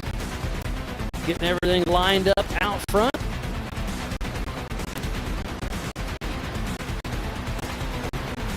What a great day of racing it has been today. And yesterday was amazing. We started out with the stock class, went to UTVs, but it sounds like Pam Hall's ready. So Pam, take it away. It is your show. Thanks, Miles. I am here for the 4800 Brannick Motorsports Legends class right here with all of these muddy racers because of the rain. Was a lot of fun last night for you guys. Here with Mr. Hold on a second. I need to go over here. Sorry. Oh, there we go. No, I'm here with the 717 Ryan Webb. You're a little bit muddy out there. How was the race for you besides the mud? I don't know what to do with my hands now that I was trying to prepare while you got with him. Now you done messed me all up. It was slick, greasy, slipping, sliding. I mean, it was just I mean, it's like driving on ice, trying to dodge trees. I felt like we were really slow. That last big hill, we had a link bar break and put us out there at the end. But I guess we never stopped, never had any flats. The Cleaver MTs, man, they hooked up great. It was an awesome race. Well, it was. I'm kind of stunned right now because I had no idea that I was in third. So. I know when we were getting you over here, you kind of had a shock look. He tricked me. How did he trick you? He ran over there and he said, "Hey, they have a red card on you," or something like that. So we jumped in the truck and I'm like, "What?" You know. So yeah, cool. Well, it looked like it was a lot of fun out there. I mean, slipping and sliding, it really puts your driving skills to test for sure. Whew. Now we got to get back in a 4400 here in a minute and do it all over. Exactly. Well, who do you want to thank for getting you up here today? The good Lord above, my wife, kids, Liquid Molly, Kenda Tire, SCS, Maximum Transmission, Raceline Wheels, and everybody for coming out and watching this show. That's it. Awesome. Well, congratulations on this number 3 spot. Good surprise for you. Hopefully I see y'all later on up here again for the 4400 class. All right. We don't do flat bills in the South, so I got my flat bill bent. So. Well, congratulations again, and we'll see you later on. All right, we're going to move right on over here to our second place finisher right here, Mr. Woody Rose. Great day out there for you. You having some fun? Yeah, I'd say so. We hit just about every single tree out there. Did you slide into them, or did you, hit them? Both. So we were watching. There was an either or that all of you guys were going up to. You guys could not get up, and everybody started taking a right-hand turn. I can't remember which one it was, but it looked like there was a lot of struggles out there today. Yeah, everywhere that there was a hill and mud, pretty much, and trees. This downhill right here at the finish line. What'd you think about that one? Well, I had to take the one off to the right, and it was pretty fun. I actually enjoyed it. Well, you were driving it good, but who do you want to thank for getting you up here today? I'd like to thank Tad for co-dogging for me, because I wouldn't have been able to do it without a co-driver.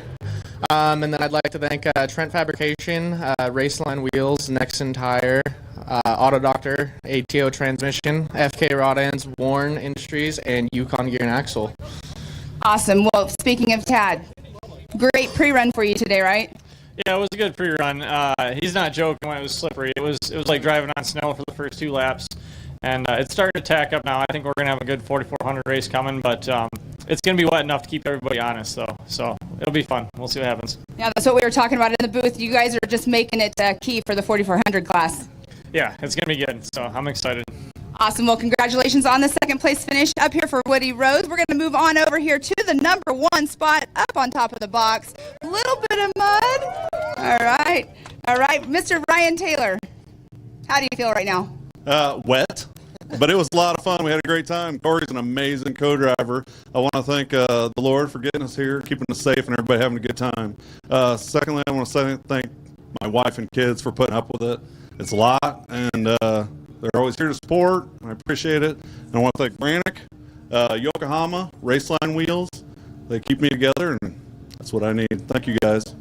So out there sliding around today, did you feel like a ping pong ball a little bit, or what's that game, pinball? Yeah, it was definitely a pinball for sure. Every corner, we mowed down some trees going up hills, and Corey says, "I can't believe your car would go over those trees going up the hill." And he got out to winch and pulled us through. It was fun. We had a great time. Well, congratulations for being up here on the top of the box. Have fun cleaning your car, because that's the biggest thing right now is going home and cleaning them. So let's give it up one more time for our 4800 Brannick Motorsports Legends class, Ryan Taylor, Woody Rose, and Ryan Webb. Well, thank you, Pam, and congratulations to everybody who raced in the 4800 Brannick Motorsports Legends class. Top of the box is Ryan Taylor.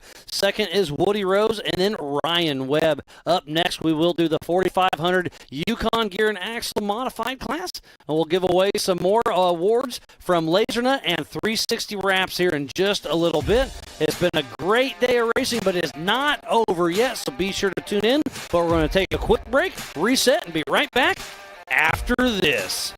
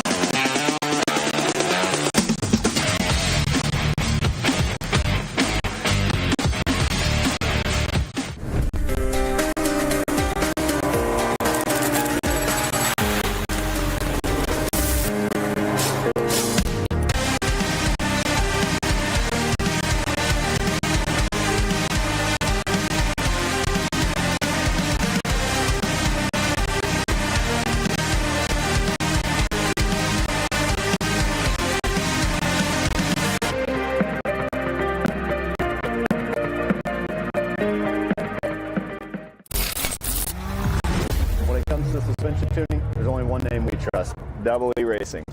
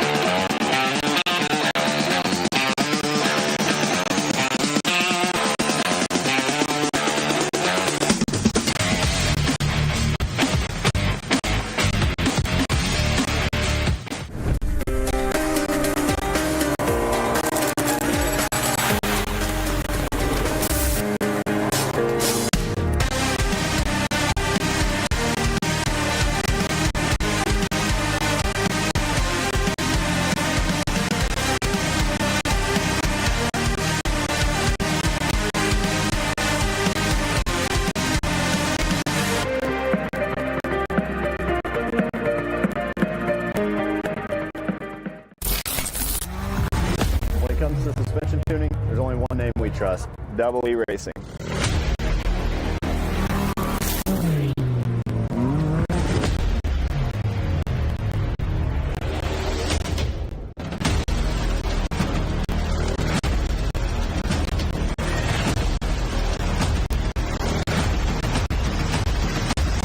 Double E Racing.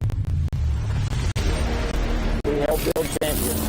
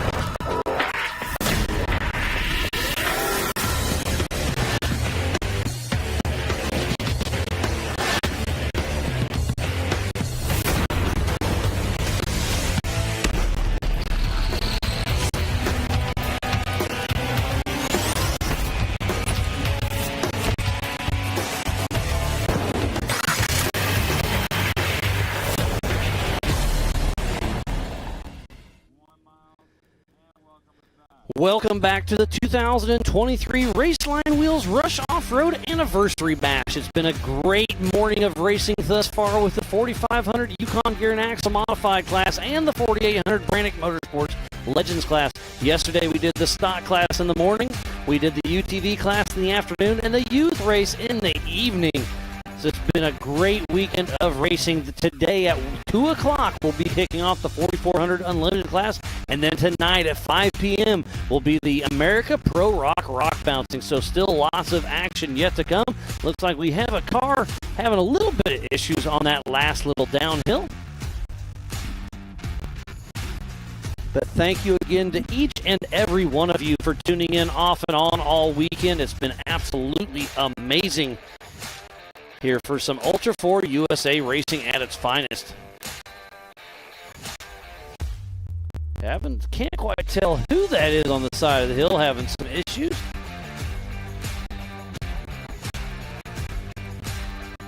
That could be Jeff Martin, who flopped over at the top and they're trying to just get him down the hill.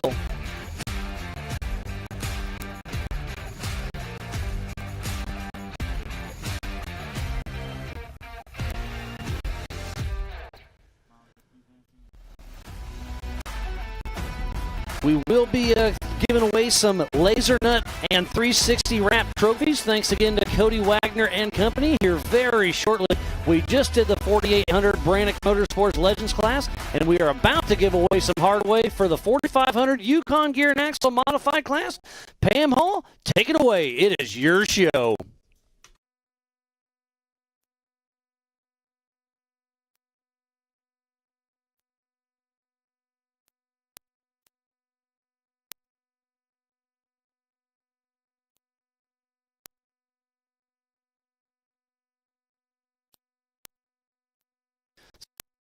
Sorry about that. I had a little blip in our situation, but we will be right back to do those awards here in just a minute. We had a little bit of technical difficulties. Remember, we are in the middle of Rush, Kentucky, and the mountains are high. Everything is all over the place. So we are definitely doing our best. Like I said, when I got here last weekend, I couldn't even send a text out, and they are bringing you internet and a live show from the middle of Rush, Kentucky.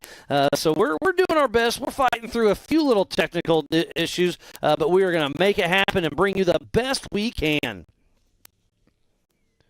We are in the tri-state intersection area of Ohio, West Virginia, and we are in northeast Kentucky here at Rush Off-Road, just outside of Ashland, Kentucky. Rush Off-Road has 7,000 acres and over 100 miles of trails. They're open 7 days a week and sell season passes, week passes, or even a day pass. Elevation is roughly 2,500 feet, and the population is 2,500 people.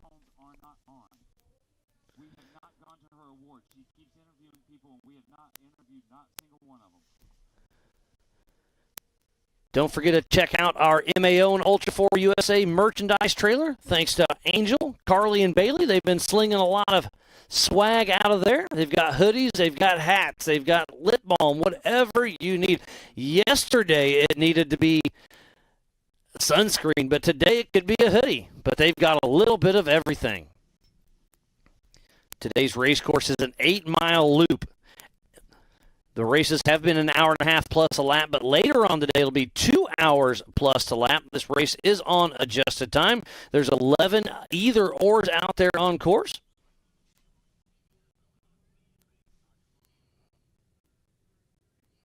Don't forget to download the MAO app on the Google or the Apple platform. You can also go to AOE.TV and Speedsport.tv.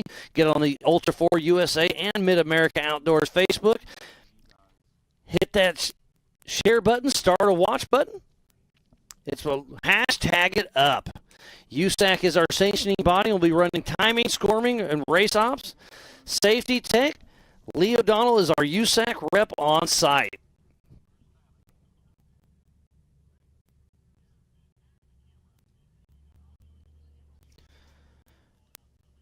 Speed Sport is the official broadcast partner for the rest of the season. So a huge shout out to them for bringing us such a great show out here in Rush, Kentucky for the 2023 Raceline Wheels Rush Off-Road Anniversary Bash.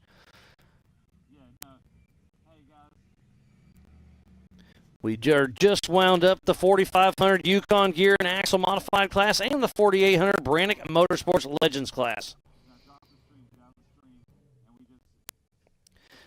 We will be coming back live at 1:45 p.m. Eastern Time for the 4400 Unlimited class. So we are going to be right back at 1:45 Eastern Time for the 4400 Unlimited race. We're going to shut down completely, so be sure to tune back in here in just a little bit. 1:45 Eastern Time. We'll be right back with more racing action.